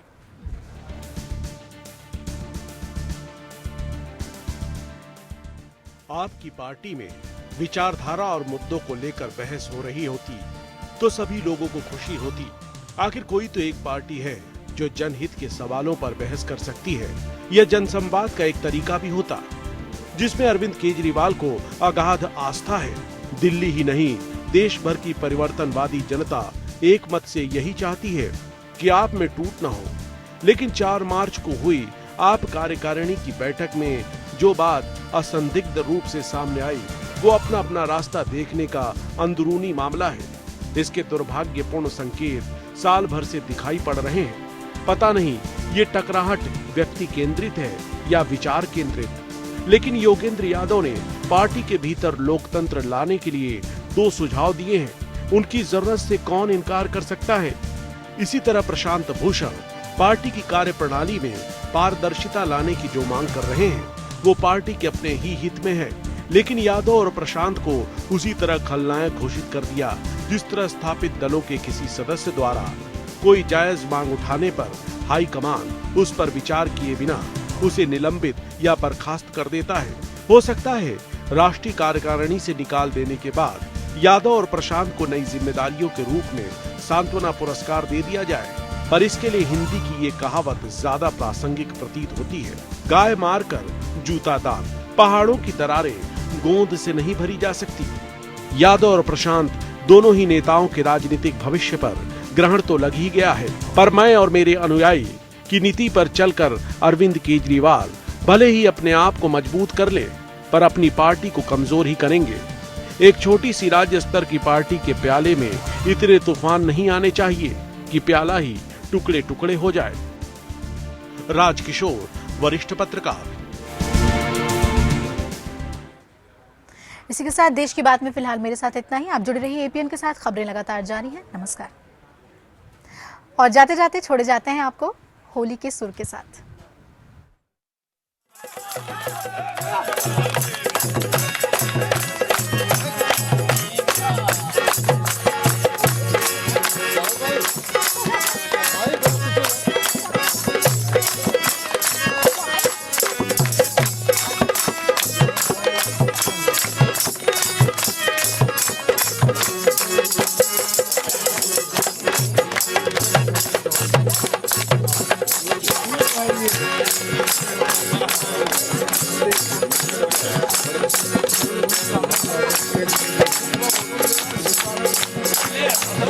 ओंकार ओंकार लगावे